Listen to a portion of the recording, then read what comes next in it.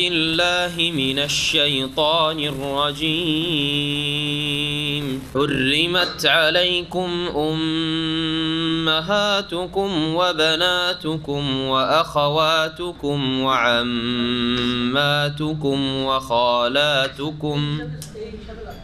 وخالاتكم وبنات الأخ وبنات الأخت وأمهاتكم اللاتي أرضعنكم وأخواتكم من الرضاعة وأمهات نسائكم وربائبكم اللاتي في حجوركم من نسائكم وربائبكم اللاتي في حجوركم من نسائكم اللاتي دخلتم بهن فإن لم تكونوا دخلتم بهن فلا جناح عليكم وحلائل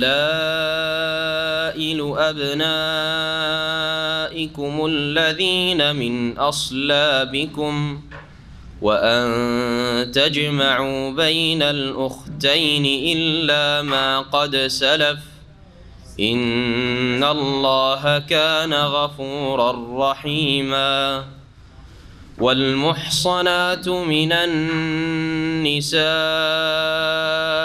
إلا ما ملكت أيمانكم كتاب الله عليكم وأحل لكم ما وراء ذلكم أن تبتغوا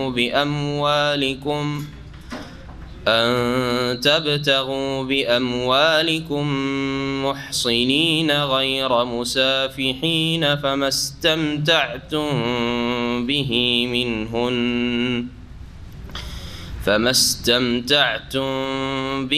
منهن فآتوهن أجورهن فريضة ولا جناح عليكم فيما تراضيتم به من بعد الفريضة إن الله كان عليما حكيما. بسم الله الرحمن الرحيم. الحمد لله رب العالمين والصلاة والسلام على سيد المرسلين نبينا محمد وعلى آله وصحبه أجمعين. أما بعد فأعوذ بالله من الشيطان الرجيم. حرمت عليكم أمهاتكم وبناتكم وأخواتكم وعماتكم وخالاتكم وبنات الأخ وبنات الأخت وأمهاتكم اللاتي أرضعنكم وأخواتكم من الرضاعة وأمهات نسائكم وربائبكم اللاتي في حجوركم من نسائكم اللاتي دخلتم بهن فإن لم تكونوا دخلتم بهن فلا جناح عليكم وحلائل أبنائكم الذين من أصلابكم وأن تجمعوا بين الأختين إلا ما قد سلف إن الله كان غفورا رحيما. মহান আল্লাহর সমস্ত প্রশংসা যে আল্লাহ পাক রব্বুল আলামিন বান্দাদের জন্য যেসব বিষয় বস্তু উপকারী সেগুলিকে হালাল করেছেন, আর যেসব বিষয় বস্তু আল্লাহ পাক হারাম করেছেন সেগুলিতে নিঃসন্দেহে মানবজাতির কল্যাণ নেই, ক্ষতি রয়েছে। তাই আল্লাহ পাক বড় দয়ালু, মানুষের যাতে ক্ষতি না হয় সেজন্য সেগুলিকে হারাম করেছেন। সালাত এবং সালাম নাজিল হোক নবী মুহাম্মদুর রাসূলুল্লাহ সাল্লাল্লাহু আলাইহি সাল্লামের ওপর, যার প্রতি কোরআনে কারীম নাজিল করা হয়েছে এবং তিনি কোরআনে কারীম মানুষের কাছে সুন্দরভাবে পেশ করেছেন। আমাদের তাফসীর আজকে হবে সূরা নিসার আয়াত নম্বর 23 থেকে। আয়াত নম্বর 23 এবং তারপরের আয়াতে ওইসব নারীদের কথা উল্লেখ করা হয়েছে যেগুলিকে বিবাহ করা স্থায়ীভাবে আল্লাহ পাক হারাম করেছেন। আমার এর উপর একটা বিশেষ আলোচনায় আছে।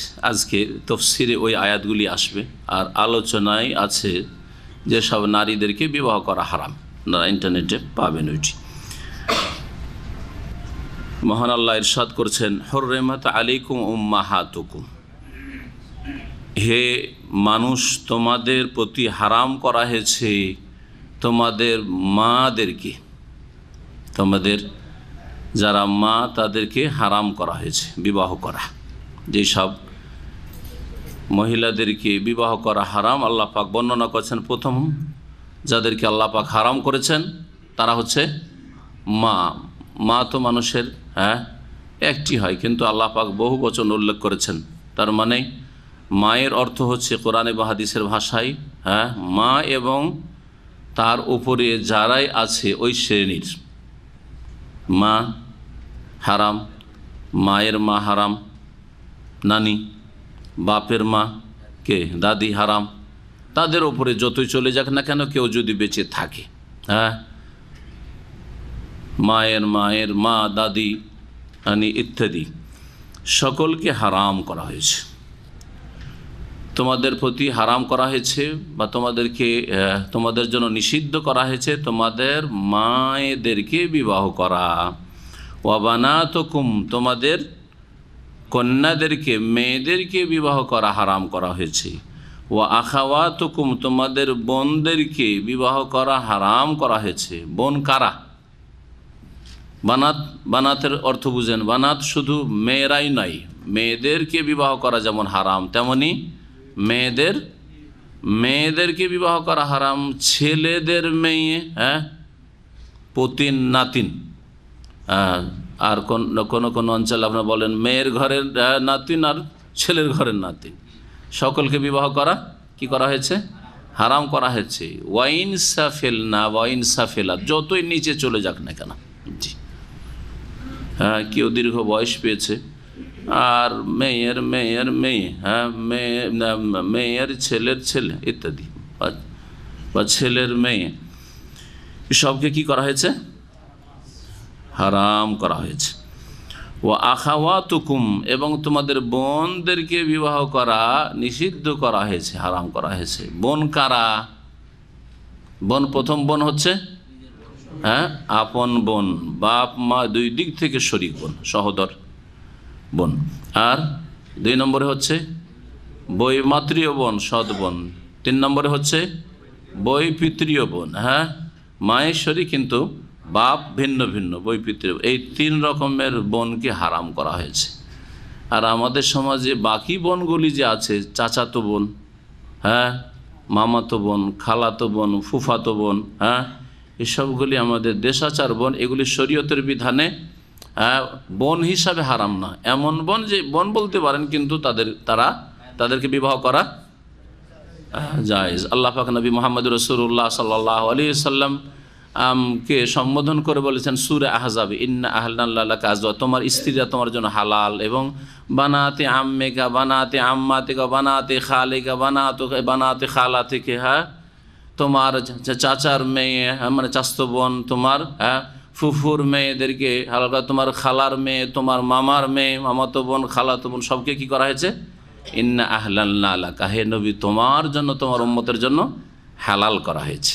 জি, যেই সব মেয়েদেরকে, মহিলাদেরকে বিবাহ করা হালাল, তাদেরকে আপনার থেকে পর্দা করা ফরজ করা হয়েছে। এটা মনে রাখবেন। চাচাতো বোন সেই জন্য কোনো পর্দা নেই, ফুফাতো মামাতো বোন সেই জন্য কোনো পর্দা নেই।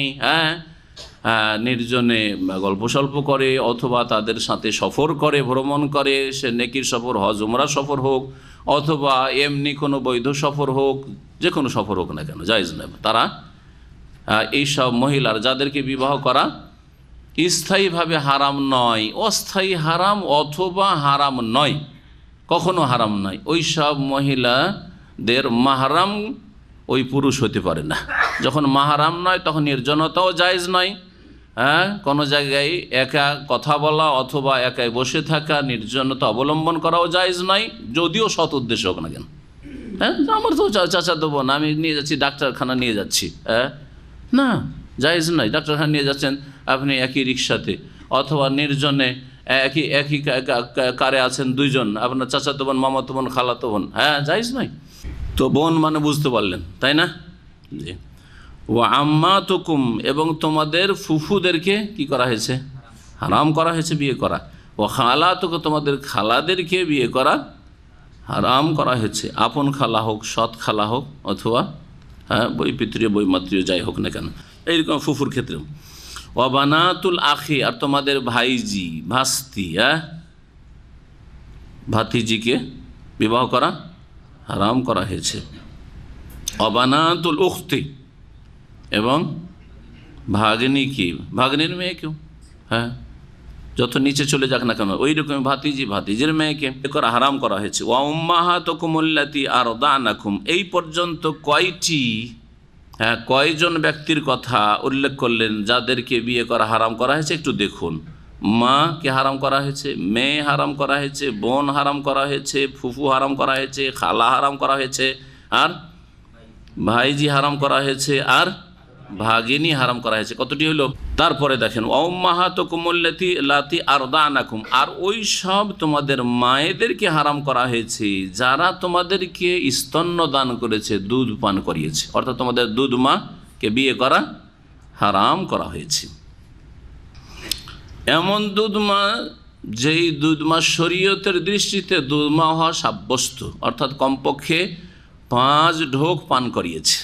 জি, এই মর্মে সহিহ হাদিস রয়েছে, যদিও বিষয়টিতে ইখতিলাফ রয়েছে, দ্বিমত রয়েছে।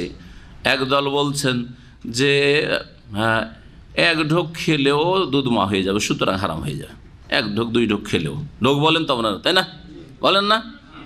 একবার চুষলো, যতক্ষণ চুষার একবার চুষলো একটা বাচ্চা হয়েছে, বা 1 ঢোক নিল, একবার চুষা কয়েক ঢোকও হইতে পারে। একবার চুষা হচ্ছে যতক্ষণ একবার মুখ লাগিয়ে রাখলো আর বেশ কিছুক্ষণ মুখ লাগিয়ে রাখলো, এটা হচ্ছে এক। অনেকের কাছে একবার এইরকম চুষলেও হারাম হয়ে যাবে, 1বার 2বার হারাম হয়ে যাবে। আর একটি মত হচ্ছে যে কমপক্ষে কি হইতে হবে, 5 বার হইতে হবে। এই 5 বারের মতটি বেশি সহি, যেটা ইমাম শাফি রহমতুল্লাহ আলাইহি বলেছেন, আহলে হাদিস ওলামারা বলছেন, হানাবেলা বলছেন। কারণ মা আয়েশা রাদিয়াল্লাহু তাআলা আনহা থেকে এই মর্মে হাদিস বর্ণিত রয়েছে। হাদিসটা শুনিয়ে দিই এখানে, যাতে করে বারবার এই বিষয়গুলিতে ফিরে না আসতে হয়। প্রথম সহিহ বুখারী মুসলিমের হাদিস শোনাই দুধ মায়ের ক্ষেত্রে। মা আয়েশা রাদিয়াল্লাহু তাআলা উম্মুল মুমিনিন বর্ণনা করছেন, আন্না রাসূলুল্লাহ সাল্লাল্লাহু আলাইহি ওয়াসাল্লাম কাল, রাসূলুল্লাহ সাল্লাল্লাহু আলাইহি ওয়াসাল্লাম বলেছেন, ইন্নার রাদাআতা তুহাররিমু মা তুহাররিমুল ওয়ালাদা, নিশ্চয়ই স্তন্যদান হারাম করে ওই সমস্ত নারীদেরকে যা হারাম করে জন্ম দিলে, মানে বংশীয় সম্পর্কের কারণে যেসব নারীরা হারাম, ঠিক ওই রকমই দুধ পান করালে ওই সব আত্মীয়রা হারাম হয়ে যাবে।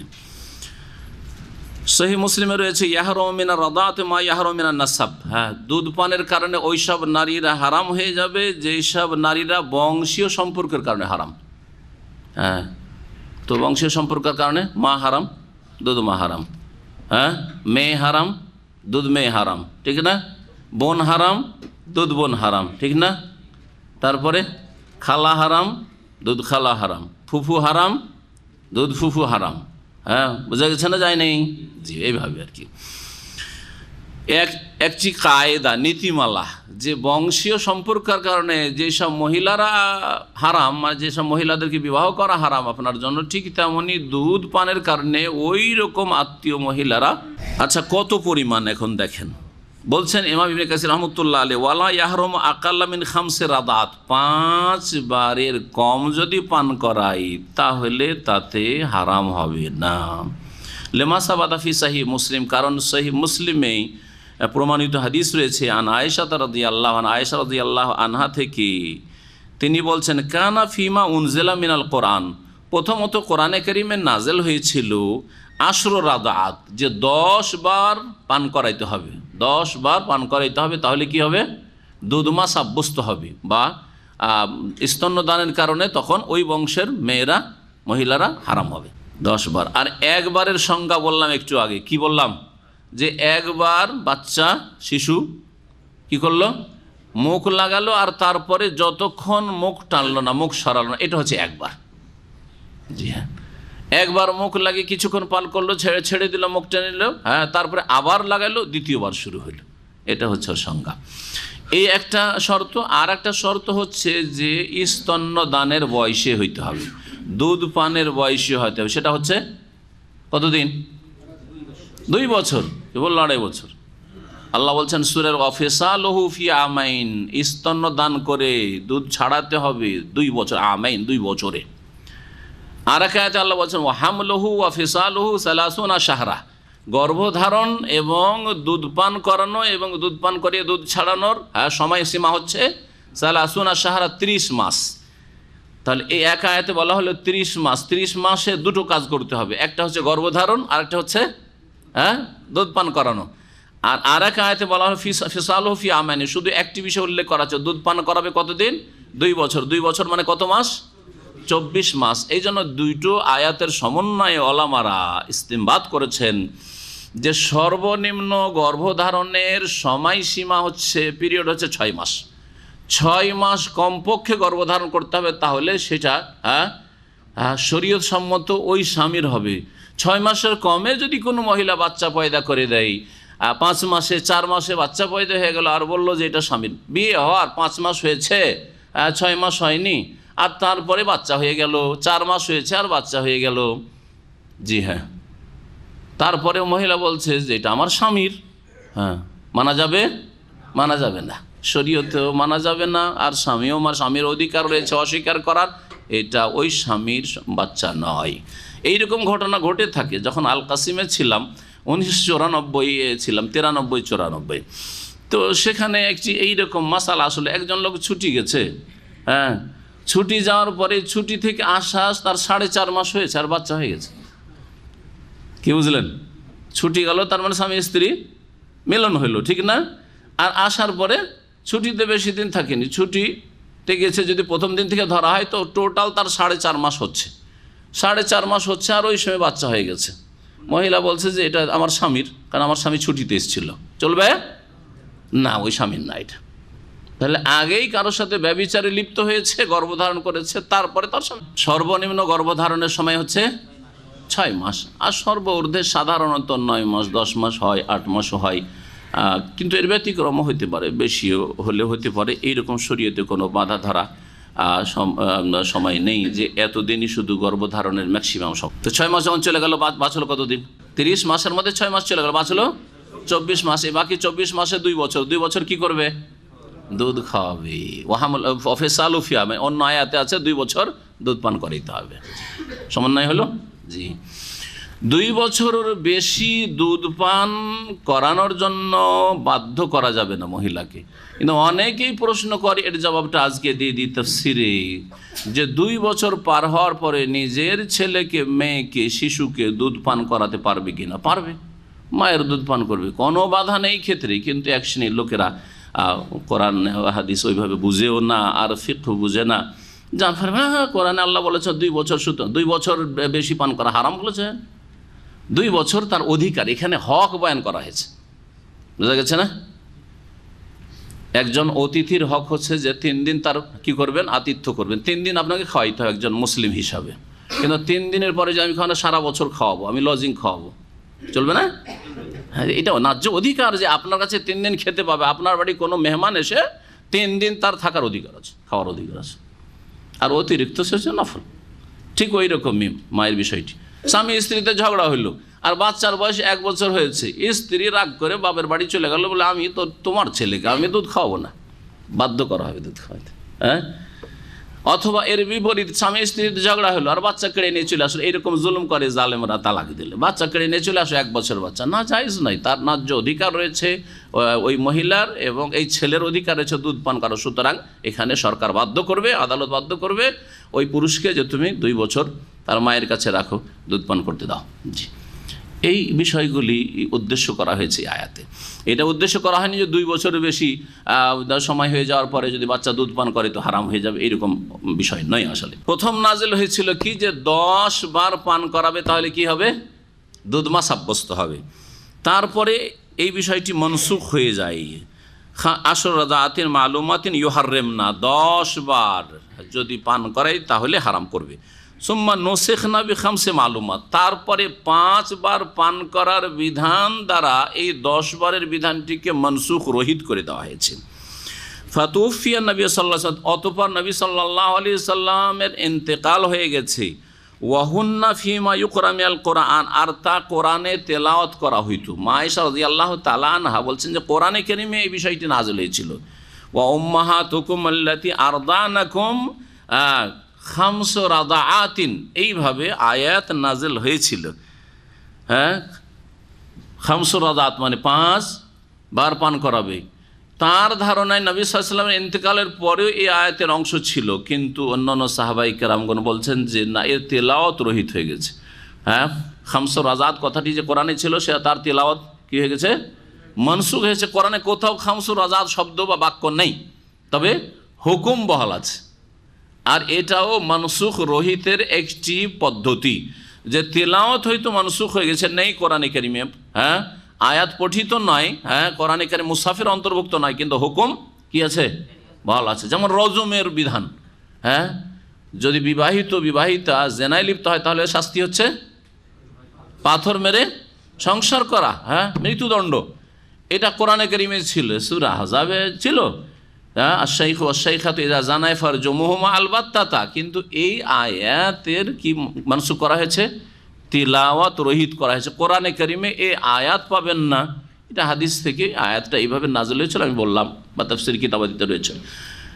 কিন্তু এর হুকুম কি আছে, বহাল আছে। যেই হুকুমের সমর্থন পাওয়া যায় নবী করিম সাল্লাল্লাহু আলাইহি ওয়াসাল্লামের বুখারী মুসলিমের হাদিস, অন্যান্য হাদিসের কিতাবে, যে বিবাহিতা যদি ব্যভিচারে লিপ্ত হয়, গত সপ্তাহে হাদিস শুনিয়েছি, তাহলে কি আছে, কি জালদু মিয়াতিন ওয়ার রাজমু, হ্যাঁ এইরকম হাদিস রয়েছে। 100টি বেত্রাঘাত করো আর তারপর রজম করো, আবার শুধু রজম করো হাদিস রয়েছে। এই জন্য ফুকাহাদের ইখতিলাফ রয়েছে যে রজমের আগে কি 100টি বেত্রাঘাত করতে হবে না শুধু রজম করে দিলে যথেষ্ট, গত সপ্তাহে বলেছি। বলছেন তাহলে মা আয়েশা রাদিয়াল্লাহু তাআলা আনহা যে এইটা কোরআনের বিধান, মানে এই বিধান বহাল আছে। তো 1 ঢোক 2 ঢোক পান করলে, এই জন্য হাদিস রয়েছে, অন্যান্য আরও হাদিস দিয়ে একটু বলি, তাতে আছে লা তুহাররিমুল মাসসাতু ওয়ালাল মাসসাতান, 1 চুষ অথবা 2 চুষ। মাসসা মানে চুষা। এই জন্য আপনার জুসে যে পাইপটা লাগানো থাকছে না, দেখছে না, ওটার নাম আরবিতে জানেন, লেখা আছে মাসসা। মাসসা, ওটার নাম মাসসা মানে চুষা। জি, কেউ আঙ্গুল চুষছে, ইয়ামুসসু লিসানাহু, মাসসা মিম সাদ। তো লা তুহাররিমুল মাসসাতু ওয়ালাল মাসসাতান, 1 বার চুষলে অথবা 2 বার চুষলে কি হয় না, হারাম হয় না। জি, হারাম হয় না, এ মর্মে একাধিক হাদিস রয়েছে। দ্বিতীয় শর্ত তাহলে কি বললাম, যে এই 2 বছরের মধ্যেই দুধ পান করাতে হবে। ছেলের বয়স 3 বছর হয়ে গেছে, তারপরে পান করিয়েছে দুধ, তাহলে দুধ মা সাব্যস্ত হবে না, হবে না। 7 বছর হয়েছে, পান করিয়েছে, দুধ মা সাব্যস্ত হবে না, হবে না। কারণ দলিল, এই দলিলটি বলে দিন, নবী সাল্লাল্লাহু আলাইহি ওয়াসাল্লাম আর রাদাআতু মিনাল মাজাআহ, হ্যাঁ স্তন্যদান সাব্যস্ত হবে। হ্যাঁ, ক্ষুধা নিবারণের সময়, দুধ হচ্ছে ক্ষুধা নিবারণের উপায়, ওই সময়টাই দুধ পান করালে, কি বুঝলেন, অর্থাৎ দুধ দিয়ে, মায়ের দুধ দিয়ে, হ্যাঁ ক্ষুধা নিবারণ হচ্ছে শিশুর। এইরকম আয়ুতে থাকলে, এইরকম বয়সে থাকলেই রাদাআত প্রমাণিত হবে, অর্থাৎ দুধ মা সাব্যস্ত হবে। আর সেটা হচ্ছে 2 বছরের ভিতরে। 2 বছরের ভিতরে বাচ্চাকে আপনি খাবার খাওয়াবেন, ভাত ধরিয়ে দেবেন, না না না, সে যদি একটু করে খাওয়ান সেটা আলাদা কথা, কিন্তু একবারে দুধ থেকে বঞ্চিত করে দিলেন। মা বলছেন না না না, আমার শরীরের গঠন ঠিক রাখবো। আজকাল কিছু বেদিন মহিলারা আছে, 2-3 মাস দুধ দেওয়ার পরে খারাপ হয়ে যাবে, স্বামীরা আরও বেদিন, বলছেন না না না, দুধ দিতে হবে না বাচ্চাকে, সেরেলাক ধরিয়ে দাও আর বেবি ফুড ধরিয়ে দাও, আর মায়ের দুধ খেতে দেয় না, হক থেকে বঞ্চিত করছে। হ্যাঁ, নাজায়েজ কাজ এগুলো, কিয়ামতের দিন জবাব দিতে হবে। বান্দার হক নষ্ট করা, আর বান্দা অসহায় বান্দা, এই শিশু, হ্যাঁ কিছু বলতে পারছে না, তার হক নষ্ট করছেন, 2 বছর তার অধিকার দুধ পান করা। তো এই ছিল হ্যাঁ এই বিষয় বিধান। এখন আয়াতে ফিরে আসি আমরা। আল্লাহ পাক কি বলছেন, যে তোমাদের দুধ মাদেরকে কি করা হয়েছে, হারাম করা হয়েছে। ওয়া উম্মাহাতুকুম আল্লাতী আরদানাকুম ওয়া আখাওয়াতুকুম মিনার রাদাআ, এবং দুধ বোনদেরকেও তোমাদের প্রতি কি করা হয়েছে, হারাম করা হয়েছে। দুধ বোনকেও বিয়ে করতে পারবে না। তারপরে আল্লাহ পাক রব্বুল বৈবাহিক সম্পর্কের কারণে যেসব নারীদেরকে বিবাহ করা হারাম সেগুলি বর্ণনা করছেন। বলছেন ওয়া উম্মাহাতু নিসাইকুম, আর তোমাদের হ্যাঁ স্ত্রীদের মায়েদেরকে হারাম করা হয়েছে। স্ত্রীর মা মানে শাশুড়িকে হারাম করা হয়েছে। ওয়া রবা, স্ত্রীর মা এখানে ওই রকম বুঝতে হবে, স্ত্রীর মা মানে কি, সৎমা না, কি শাশুড়ি, নানা নানি শাশুড়ি, হ্যাঁ, আর দাদি শাশুড়ি, জি হ্যাঁ হ্যাঁ, এসব ওপরে যত যাবে হারাম করা হয়েছে। আমাদের দেশের মূর্খরা এইখানেও মজাক করে, স্ত্রীকে নিয়ে আর দাদি শাশুড়ি নানি শাশুড়িকে নিয়ে বসে আছে, আর ওই দাদির সাথে নানির সাথে মজাক করছে, স্ত্রীর মধ্যে রসিকতা করছে। হারাম কাজ, আপনি মারাম, হ্যাঁ, আপনার উপর হারাম স্থায়ীভাবে এরা, আর ওদের সাথে মজাক করছেন রহস্য। এমনি এইসব রসিকতা কোনো মহিলার সাথে জায়েজ নয়, যার সাথে বিবাহ তার সাথেও জায়েজ নয় যে চ্যাটিং করবেন আপনি, হ্যাঁ। তাহলে যারা আপনার উপর স্থায়ীভাবে হারাম, কি করে তার সাথে আপনি এই চ্যাটিং করছেন, সামনে হোক অথবা, হ্যাঁ। তারপরে আল্লাহ পাক বলছেন শাশুড়ি হারাম। তারপরে ওয়ারাবাইবুকুমুল্লাতি ফি হুজুরিকুম মিন নিসাইকুমুল্লাতি দাখালতুম বিহিন্না। রাবাইব রাবিবাতুনের বহুবচন, রাবাইব হচ্ছে রাবিবাতুনের বহুবচন। যারা ওই সব মেয়েরা বা মহিলারা যারা তোমার অধীনে পালিত হচ্ছে, তোমার বাড়িতে তোমার তত্ত্বাবধানে কি হচ্ছে, লালিত পালিত হচ্ছে। কোন মেয়েদেরকে বোঝানো হয়েছে?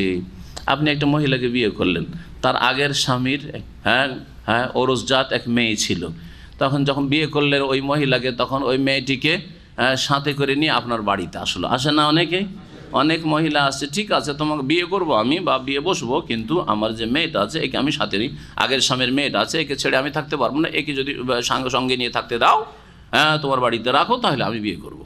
তো এই মেয়েটি যে আপনার ঘরে কি হচ্ছে, লালিত পালিত হচ্ছে, কারণ ওর মাকে যেহেতু আপনি বিয়ে করেছেন, আগের স্বামীর, আপনার না, আপনার হয়তো আপনারই মেয়ে হয়তো, তাহলে বানাতো কমে সামিল, হ্যাঁ তাই না? এটা কিসের জন্য হারাম হচ্ছে? এই মেয়েটি বৈবাহিক সম্পর্কের কারণে বিবাহ করেছেন, যেহেতু তার মাকে বিয়ে করেছেন। শুধু তার মাকে বিয়ে করলে এই মেয়েটি হারাম হবে না, যতক্ষণ পর্যন্ত তার মাকে বিয়ে করার পরে তার সাথে সহবাস না হয়েছে, এতটুকু ছাড় আছে। তাহলে যদি এইরকম হয় যে কোনো এক মহিলাকে বিয়ে করলেন, আর বিয়ে করার পরে তার সাথে কোনো নির্জনতাই হয়নি, দেখা সাক্ষাৎ হয়নি, সহবাসের সুযোগ হয়নি, তার তালাক হয়ে গেল, আর তার একটি কি আছে, মেয়ে আছে, তার আগের স্বামীর এক মেয়ে আছে। এখন এই মেয়েটিকে যদি প্রস্তাব দিতে চান বিয়ের জন্য, জায়েজ না জায়েজ নয়? জায়েজ। দেখেন আল্লাহ কি বলছেন। আচ্ছা, এখানে রাবায়েব বলা হয়েছে, রাবায়েবের তো শাব্দিক অর্থ যে আপনার ঘরে পালিত হচ্ছে। এটি শর্ত নয় যে আপনার ঘরে আপনার খরচে লালিত পালিত হলে মেয়েটি হারাম হবে। আপনার বাড়িতে হয়তো নেই, ওর বাপের বাড়িতে আছে মেয়েটি, তার যে বাপ আছে তার বাপের বাড়িতে আছে, অথবা নানির বাড়িতে অনেকে রেখে চলে আসে। অনেক মহিলা বিয়ে করে কিন্তু মেয়েটির কি করেছে, মায়ের কাছে বাপের কাছে রেখে চলে এসছে, অথবা তার আগের স্বামী তালাক দিয়ে নিয়ে চলে গেছে, ইত্যাদি হতে পারে না। এখন আপনার এই স্ত্রীর পেট থেকে এই মেয়েটি পয়দা হয়েছে, আপনার ঘরে পালিত হোক আর নাই হোক, ওই মেয়েকে বিয়ে করা হারাম যখন আপনি এই স্ত্রীর সাথে সহবাস কমপক্ষে একবার করে ফেলেছেন। জি, মহান আল্লাহ বলছেন ওরাবাইবুকুমুল্লাতি ফি হুজুরিকুম মিন নিসাইকুমুল্লাতি দাখালতুম বিহিন্না। এখান পর্যন্ত এক শ্রেণীর মহিলা দেখা, ওই সব নারীরা যাদের সাথে তোমরা সহবাস করেছো, দাখালতুম বিহিন্না মানে যাদের সাথে কি করেছো, হ্যাঁ মিলিত হয়েছো, সহবাস করেছো, ওদের ওই সব মেয়েরা যারা তোমাদের তত্ত্বাবধানে রয়েছে। হুজুরিকুম হিজরের বহুবচন, অর্থাৎ হিজর মানে হচ্ছে কোল, হ্যাঁ হিজর মানে দোলনা, তোমাদের কোলে অর্থাৎ তোমাদের তত্ত্বাবধানে লালিত পালিত হচ্ছে এইরকম মেয়ে। কার মেয়ে? তোমার ওই স্ত্রী, হ্যাঁ যে স্ত্রীর সাথে সহবাস হয়েছে, আগের স্বামীর ওরসজাত মেয়ে যদি হয় তাহলে সেটা হারাম। ফাইনলাম তখন দাখালতুম বিহিন্না, বিয়ে করেছো হ্যাঁ ওই মেয়ের মাকে, কিন্তু মেয়ের মায়ের সাথে তোমরা এখনও সহবাস করনি আর তালাক দিয়ে দিলে, ফালা জোনাহা বা সহবাস করনি আর মারা গেল, এটা তো হইতে পারে, শুধু কবুল হয়েছে, রিজাব কবুল হয়েছিল, বিবাহ বন্ধন হয়েছে, কিন্তু দেখা সাক্ষাৎ মিলন হয়নি। এখন ওই মেয়েটিকে বিয়ে করতে চাইছেন, জায়েজ না জায়েজ নয়? আল্লাহ বলছেন ফালা জোনাহা আলাইকুম, তোমাদের কোনো গুনাহ নেই, তোমাদের উপর কোনো গুনাহ নেই। ওয়াহালাইলু আবনাইকুম, আর তোমাদের ছেলেদের স্ত্রীকে হারাম করা হয়েছে। হালাইল হালিলাতুনের বহুবচন, হালিলাতুন মানে হচ্ছে স্ত্রী, হ্যাঁ আন্তজানিয়া হালিলাতা জারিকা। বড় গুনহাগুলির মধ্যে সবচেয়ে বড় গুনহা যখন জিজ্ঞেস করা হয়, নবী মুহাম্মদ রাসূলুল্লাহ সাল্লাল্লাহু আলাইহি ওয়াসাল্লাম বলেছেন আল ইশরাক বিল্লাহ, আল্লাহর সাথে শিরিক করা, হ্যাঁ মাতা পিতার অবাধ্যতা, আর একটা বলেছেন নবী সাল্লাল্লাহু আলাইহি ওয়াসাল্লাম যে ওয়া আনতুজানিয়া হালিলাতা জারিকা, তোমার প্রতিবেশীর স্ত্রীর সাথে যদি জেনা করো, এটাও কাবিরা গুনার মধ্যে বড় কাবিরা গুনাহ। এমনি জেনা হচ্ছে বড়, তৃতীয় বড় কাবিরা গুনাহ, শিরক, তারপরে খুনের কথা, তারপরে আল্লাহ পাক জেনার কথা উল্লেখ করেছেন সূরা ফুরকানের একটি আয়াতে, এই তরতিবে, এই সিরিয়ালে। কিন্তু সেই জেনা যদি আবার প্রতিবেশীর মেয়ের সাথে, প্রতিবেশীর স্ত্রীর সাথে, প্রতিবেশীর কোনো মহিলার সাথে যদি হয়, তাহলে সেই গুনাহ আরও বেশি বৃদ্ধি পায়, কারণ প্রতিবেশীর হক নষ্ট করলেন। প্রতিবেশী হিসাবে আপনার ভালো দেখাশোনা করা উচিত ছিল, ভালো নজরে দেখাশোনা করা উচিত ছিল। তারপরে প্রতিবেশী সম্পর্কে আপনার জানা আছে, যে কোনো সময় ব্যভিচারের সুযোগ নিতে পারে, কখন বিদেশে থাকে, কখন বাড়িতে থাকে, কখন ডিউটিতে থাকে, কখন কি অবস্থা থাকে, সব জানা আছে, তাই না? এখানে খেয়ানতের সম্ভাবনা, আর এখানে ব্যভিচারের সম্ভাবনা বেশি, এখানে আরও বেশি আল্লাহকে ভয় করতে হবে। সেই জন্য আল্লাহ পাক এটিকে আকবরুল কাবায়েরের অন্তর্ভুক্ত, কাবিরার মধ্যে বড় কাবিরা গুনাহ বলে নবী করিম সাল্লাল্লাহু আলাইহি ওয়াসাল্লাম উল্লেখ করেছেন। হালায়েল, হালিলাতুন, তাহির বচন, হালিলাতুন শব্দ হাদিসে আসো, আর হালায়েল এই কোরআনে কারিমে। তো তোমাদের ছেলেদের স্ত্রীকে কি করা হয়েছে, তার মানে বৌমা, তাই না? জি জি জি, ছেলের স্ত্রী নাই, কিন্তু নাতির স্ত্রী, পোতার স্ত্রী হারাম, নিচে গেল হারাম। আল্লাযীনা মিন আসলাবিকুম, যারা তোমাদের ঔরসজাত, যারা তোমাদের ঔরসজাত। ওয়া আন তাজমাউ বাইনাল উখতাইন, আর দু বোনকে একত্রিত করা বিবাহ বন্ধনে হারাম করা হয়েছে। দু বোনকে একত্রিত করা বিবাহ বন্ধনে কি করা হয়েছে? হারাম করা হয়েছে। একজনকে বিয়ে করেছেন, আর তারপরে তার একটা বোন, আপনার স্ত্রীর বোন সুন্দরী লাগছে, সেটাও সাবালিকা উঠেছে, লোভ হয়ে গেছে, বিয়ে করে ফেলল। আর আমাদের দেশে যে কুসংস্কার রয়েছে, বেদিনী রয়েছে, সেটা হচ্ছে যে বোনেরা অসুস্থ হলে দুই দিক থেকে বেদিনী রয়েছে।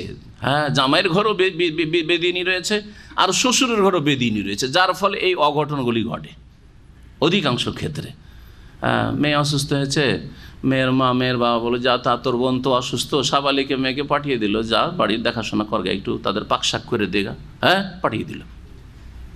সব দাইয়ুস, এগুলো সব দাইয়ুস, খবিস, এগুলো নোংরা। আর জামাই ওই রকমই, শালিকে নিয়ে আসে, শালিকে নিয়ে ঘুরে বেড়ায়, শালিকে নিয়ে আমোদ ফুর্তি করে। স্ত্রী অসুস্থ হলে শালিকে ডাকে যে আসো, বাড়ির সংসারের কাজকাম করে দাও। বিশেষ করে বাচ্চা হওয়ার সময় আরেক জাহিলিয়ত, বাচ্চা হয়েছে, তার মানে এখন স্ত্রী প্রস্তুত নয় সহবাসের জন্য, তাই না? এই সময় তো আরও বিপদ, ঠিক কিনা? বাচ্চা হয়েছে, তখন বোন চললো বোনের সেবা করার জন্য, বোনের দেখাশোনা করার জন্য, বোনের বাড়ি দেখাশোনা করার জন্য, বোনের ছেলে মেয়েদের লালন পালন দেখাশোনার জন্য 10-20 দিন রেখে দিল, 40 দিন পর্যন্ত বা 20-30 দিন রেখে দিল। এই সময়গুলিতে ঈমান দুর্বল হওয়ার আশঙ্কা আরও বেশি, কারণ স্ত্রীকে পাচ্ছে না প্রস্তুত। আর এক বিয়ের পরে তো দ্বিতীয় তৃতীয় বিয়ে অসৎ লোকেরাই করে আমাদের সমাজে, ভালো মানুষ তো করেই না, কারণ সুবিচার করার ক্ষেত্রে ভালো মানুষরা বেশি ভয় করে, আর যাদের আল্লাহ পরকাল বলে ভয় নেই, চরিত্রহীন, তারাই বেশিরভাগই দ্বিতীয় তৃতীয় বিয়ে করে। এখানে একটা বিয়ে করলো 2-4 বছর, যা একটু ভোগ করার করলো, তারপর ওটা ছেড়ে দিয়ে উধাও আর এক দৃষ্টিকে, ওখানে আরেকটা করলো, আর এক দেশে গেলো, ওখানে আরেকটা বিয়ে করে ফেললো। এই হলো অধিকাংশ মুসলিমদের চরিত্র, যার ফলে এই বহু বিবাহ এত সুন্দর বিধান, আর এতে বহু হিকমত রয়েছে, সেটাকে মুসলিমরা তাদের বদকর্ম দিয়ে বদনাম করে দিয়েছে কাফেরদের সামনে।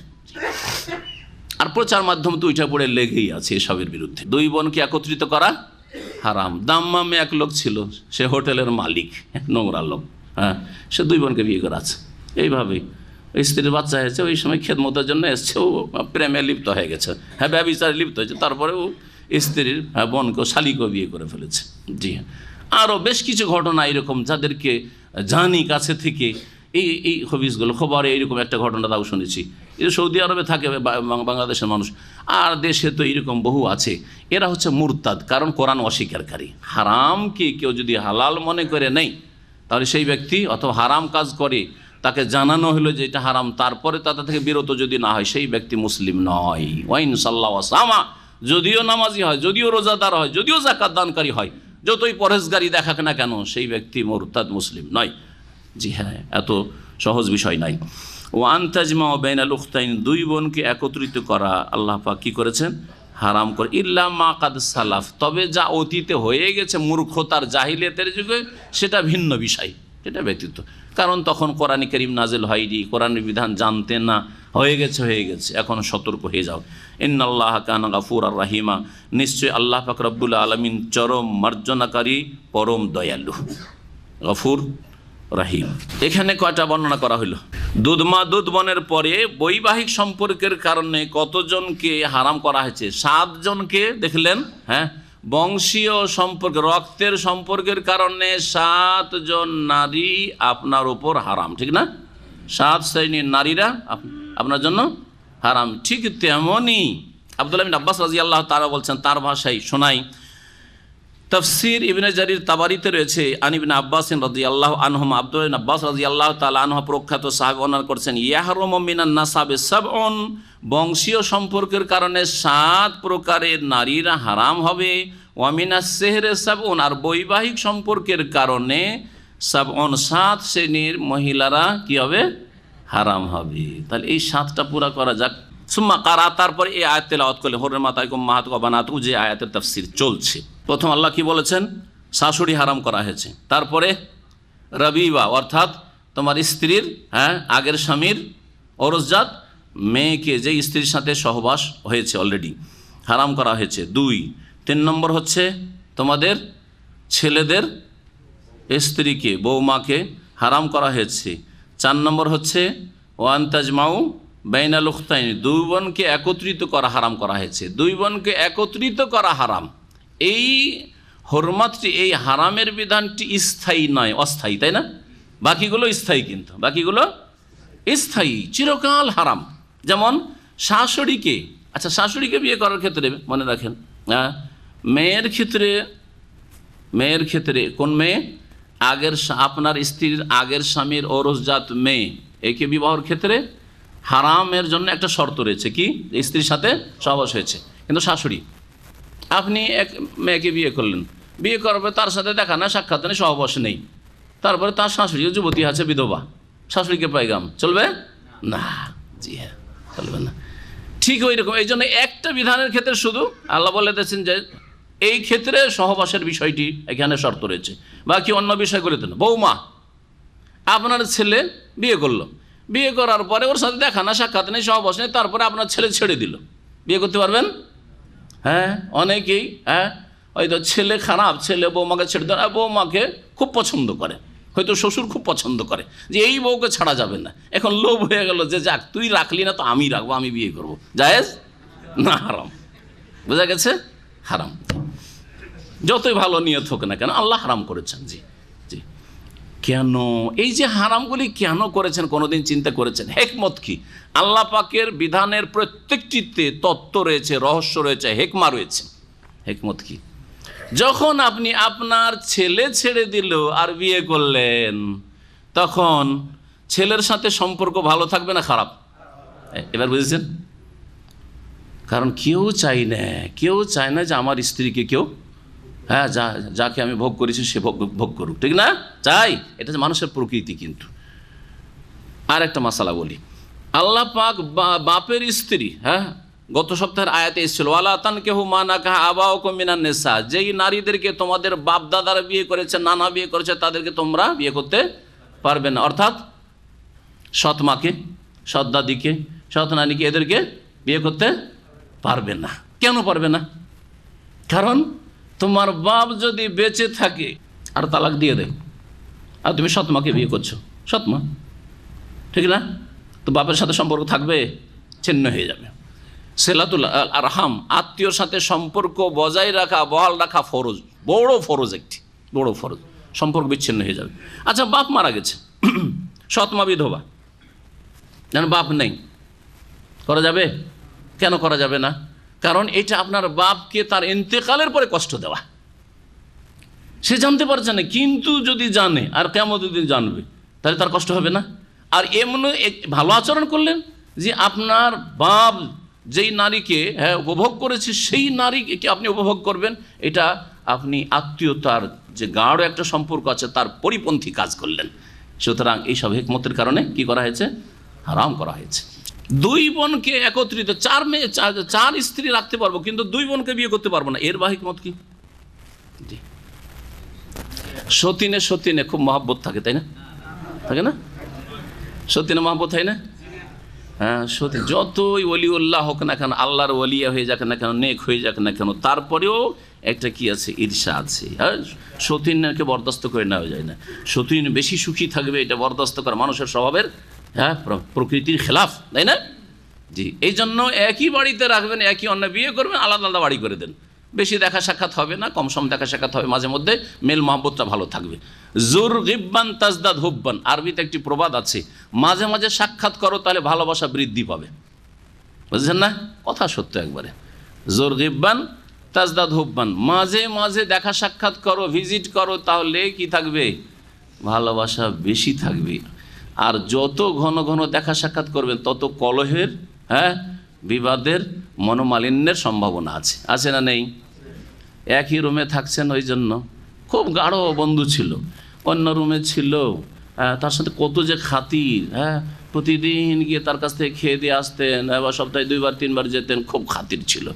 হ্যাঁ, চিন্তা করলেন যে আমার যখন এত ঘনিষ্ঠ বন্ধু আমার রুমে ডেকিনি, রুমে ডেকে নেওয়ার পরে, হ্যাঁ, মনের মিল হয় না। একজন বলে এসি চালাও, আর হচ্ছে বন্ধ করা। আমাদের 2 দিনই ভাই ঝগড়া এখানে দাম্মামে। জি হ্যাঁ, আর এই ঝগড়ার বিচার আমার কাছে আসে। সুবহানাল্লাহ, হেদায়েত হলেন। কি হেদায়েত হলেন? শুধু আকীদারে ঠিক হলো যে মাজার ছাড়লেন, পীর ছাড়লেন, ব্যাস। আখলাক চরিত্র কোথায় আপনার? কয়েক বছর আগের ঘটনা বলছি। করেছে কি, এক লোক বেচারা অসুস্থ মানুষ, এসি বরদাস্ত করতে পারে না, তো রাত্রে যখন একটু ঠান্ডা হয়ে যায় এসিটা বন্ধ করে দেয়। আর এক লোক আবার প্রেশারের মানুষ, হ্যাঁ, আর একটু যুবক, ওর শরীরে রক্ত গরম হয়ে আছে, ও চায় বেশি ঠান্ডা করতে। এই নিয়ে টানা পড়া। তারপরে ও রাতে যখন ঘুমিয়ে গেছে, ওই যুবক ঘুমিয়ে গেছে, যাকে বেশি এসি লাগে, ও যখন ঘুম চলে এসছে, ও ভাবলো এই তো ঘুমিয়েই গেছে, এখন বন্ধ করে, আমার খুব কষ্ট হচ্ছে, বন্ধ করে দিই। এসিটা বন্ধ করে দিয়েছে।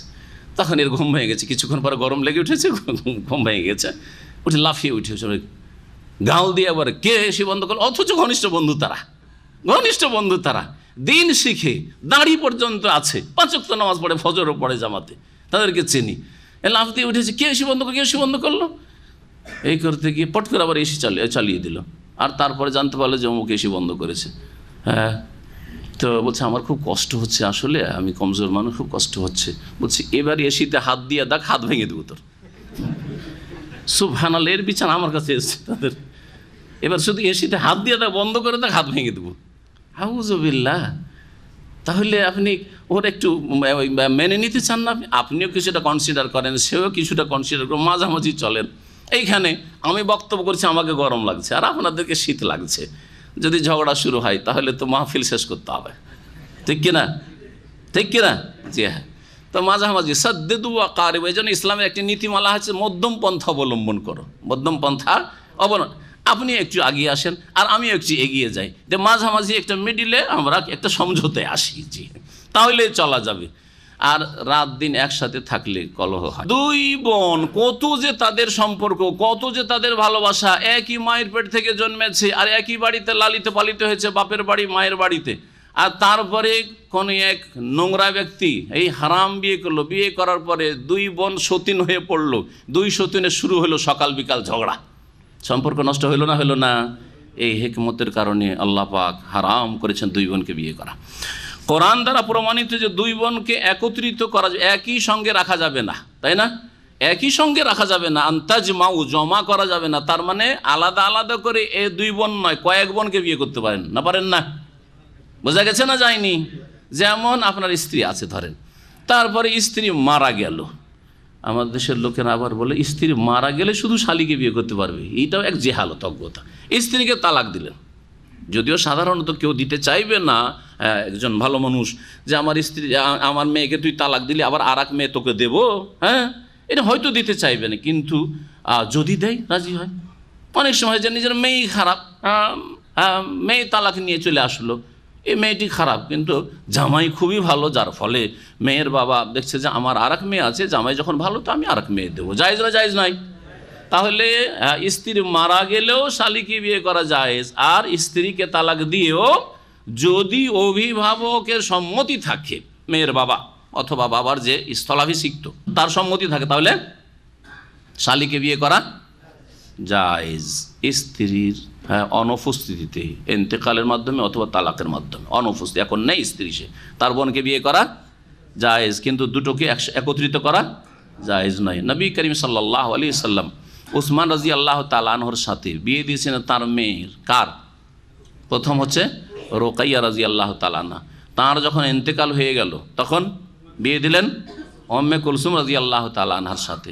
তারও ইন্তেকাল হয়ে গেল, তখন বলেছেন কয়েক বছর পরে তারও ইন্তেকাল হয়ে গেল, তখন বললেন নবী সাল্লাল্লাহু আলাইহি ওয়াসাল্লাম, যদি আমার আর কোনো মেয়ে থাকতো, ছোটো মেয়ে ফাতেমা তার বিয়ে আলীর সাথে হয়ে গেছে, আর কোনো মেয়ে নেই, 4টা মেয়ে শেষ, বড় মেয়ে তো জাইনাব ছিল তারও বিয়ে হয়ে আছে, আর যদি আমার কোনো মেয়ে থাকতো তো উসমানের সাথে বিয়ে দিতাম। তাহলে উসমান রাদিয়াল্লাহু তাআলা কত ভালো মানুষ ছিলেন, কত ভালো মানুষ। সামান্য একটু ত্রুটি থাকলে এক মেয়েতে ফেঁসেছি, দ্বিতীয় মেয়ে আর এই ঘরে দেব না, ঠিক কিনা? আপনিও আমিও। রাসূলুল্লাহ সাল্লাল্লাহু আলাইহি ওয়াসাল্লাম পরপর 2 মেয়ে দিচ্ছেন, আবার আকাঙ্ক্ষা করছেন যে আরও যদি থাকতো তো আমি উসমানকে বিয়ে দিতাম। জি, সেই ভালো মানুষের বিরুদ্ধে সর্বপ্রথম ইসলামের ইতিহাসে মিছিল আর বিক্ষোভ হয়েছে। মিছিল আর কি হয়েছে? বিক্ষোভ হয়েছে। বাগীরা মিছিল করে এসেছে মদিনায়, আর বিক্ষোভ করেছে, আর খুন করে, শেষ পর্যন্ত খুন করেছে। হ্যাঁ, জুলম অত্যাচার করে তাকে শহীদ করেছে এই মিশরি আর শামিরা, অপরাধীরা। তো বুঝতে পারলেন এ বিষয়ে যে ইসলামে এই মিছিল আর বিক্ষোভ এটা ইসলামের ইতিহাস নয়, এটা হচ্ছে ইহুদি খ্রিস্টানদের ইতিহাস। তাদের সভ্যতা যা মুসলিম দেশে গণতন্ত্রের সাথে সাথে এইসব কুফরি আর বেদিনী মতবাদগুলি চাপিয়ে দেওয়া হয়েছে, বা নিজেরাই নিজের কাঁধে চাপিয়ে নিয়েছে যে আমাদেরকে এগুলি ভালো লাগছে, কোরআনী বিধান ভালো লাগে না, রসুলের শাসন ভালো লাগে না, ওমরের শাসন ভালো লাগে না, আমাদেরকে আব্রাহাম লিঙ্কনের শাসন ভালো লাগে। জি, বড়ই দুঃখের বিষয়, যার ফলে আজকে মুসলিম জাতির এই দুরবস্থা। ওয়ান তাজমা বাইনাল উখতাইন, তাই 2 বোনকে একত্রিত করা বিবাহ বন্ধনে, এটা কোরআন দ্বারা প্রমাণিত হারাম। আর আরও 2 শ্রেণীর মহিলাদেরকে বিয়ে করা হারাম, জমা করা একসাথে। তারা হচ্ছে আপনার স্ত্রী এবং তার ফুফু ভাতিজিকে একসাথে রাখা, এটাও হারাম। সহিহ বুখারী সহিহ মুসলিমের হাদিস রয়েছে। এইরকমই আপনার স্ত্রী এবং তার খালা বিয়ে করা। নবী করিম সাল্লাল্লাহু আলাইহি ওয়াসাল্লাম বলেছেন, লা তুজমাউ বাইনাল মারআতি ওয়া আম্মাতিহা ওয়া লা তুজমাউ বাইনাল মারআতি ওয়া খালাতিহা। একত্রিত করা চলবে না স্ত্রী এবং তার ফুফুকে, স্ত্রী এবং তার খালাকে। কিন্তু আপনার স্ত্রী মারা গেছে অথবা স্ত্রীকে তালাক দিয়েছেন, তারপরে তার খালাকে বিয়ে করেন, তার ফুফুকে বিয়ে করেন, কোনো অসুবিধা নেই। যেমন আপনার স্ত্রী মারা গেছে অথবা তালাক হয়েছে, তারপরে যদি অভিভাবকের সম্মতি থাকে তাহলে শালীকে বিয়ে করতে পারেন, কোনো অসুবিধা নেই। কয়টি হইল গণলেন কি? কথা লম্বা হয়ে যাচ্ছে। কয়টা হইল? বৈবাহিক সম্পর্কের কারণে কে কে হারাম গণেননি মনে হয়? কয়টা হয়েছে? 4টা হয়েছে মনে হয়। 4টা হয়েছে না? আবার ফেরত 3টা গণেন। শাশুড়ি, তারপরে আগের স্বামীর ঔরসজাত মেয়ে, যেই স্ত্রীর সাথে সহবাস হয়ে গেছে, 2টো। 3 নম্বর হচ্ছে বৌমা, ছেলের স্ত্রী। আর 4 নম্বর হচ্ছে 2 বোনকে একত্রিত করা, 2 বোনকে একত্রিত করা। কটা হলো? 4টা হলো। 5 নম্বর আল্লাহ উল্লেখ করেছে 5ম পারার প্রথম আয়াতে, ওয়াল মুহসানাতু মিনান নিসা, আর বিবাহিতা মহিলাদের কি বিবাহ করা হারাম হয়েছে। জানো এখানে আছে ওয়া হুরনিমাত আলাইকুমুল মুহসানাতু মিনান নিসা, হে মানুষ তোমাদের উপর হারাম করা হয়েছে বিবাহিতা মহিলাদের কি বিবাহ করা, যার অলরেডি বিয়ে হয়ে আছে, কোথাও বিবাহ বন্ধন আবদ্ধ, এইরকম মহিলাদেরকে বিয়ে করা হারাম। আজকাল এক সেই চরিত্রহীনরা প্রেম করে কারো স্ত্রী নিয়ে উধাও হয়ে যাচ্ছে। তালাক হয়নি, কিছুই হয়নি, বাড়ি থেকে উঠিয়ে নিয়ে কয়েক বাচ্চা, 4, 5, 7 বাচ্চা ছেড়ে দিয়ে পালিয়ে চলে যাচ্ছে। মহিলারা যে আজব মহিলা, এ কোন চরিত্রের মহিলা? জি জি জি জি জি, প্রেম না মানে ডোম জাত।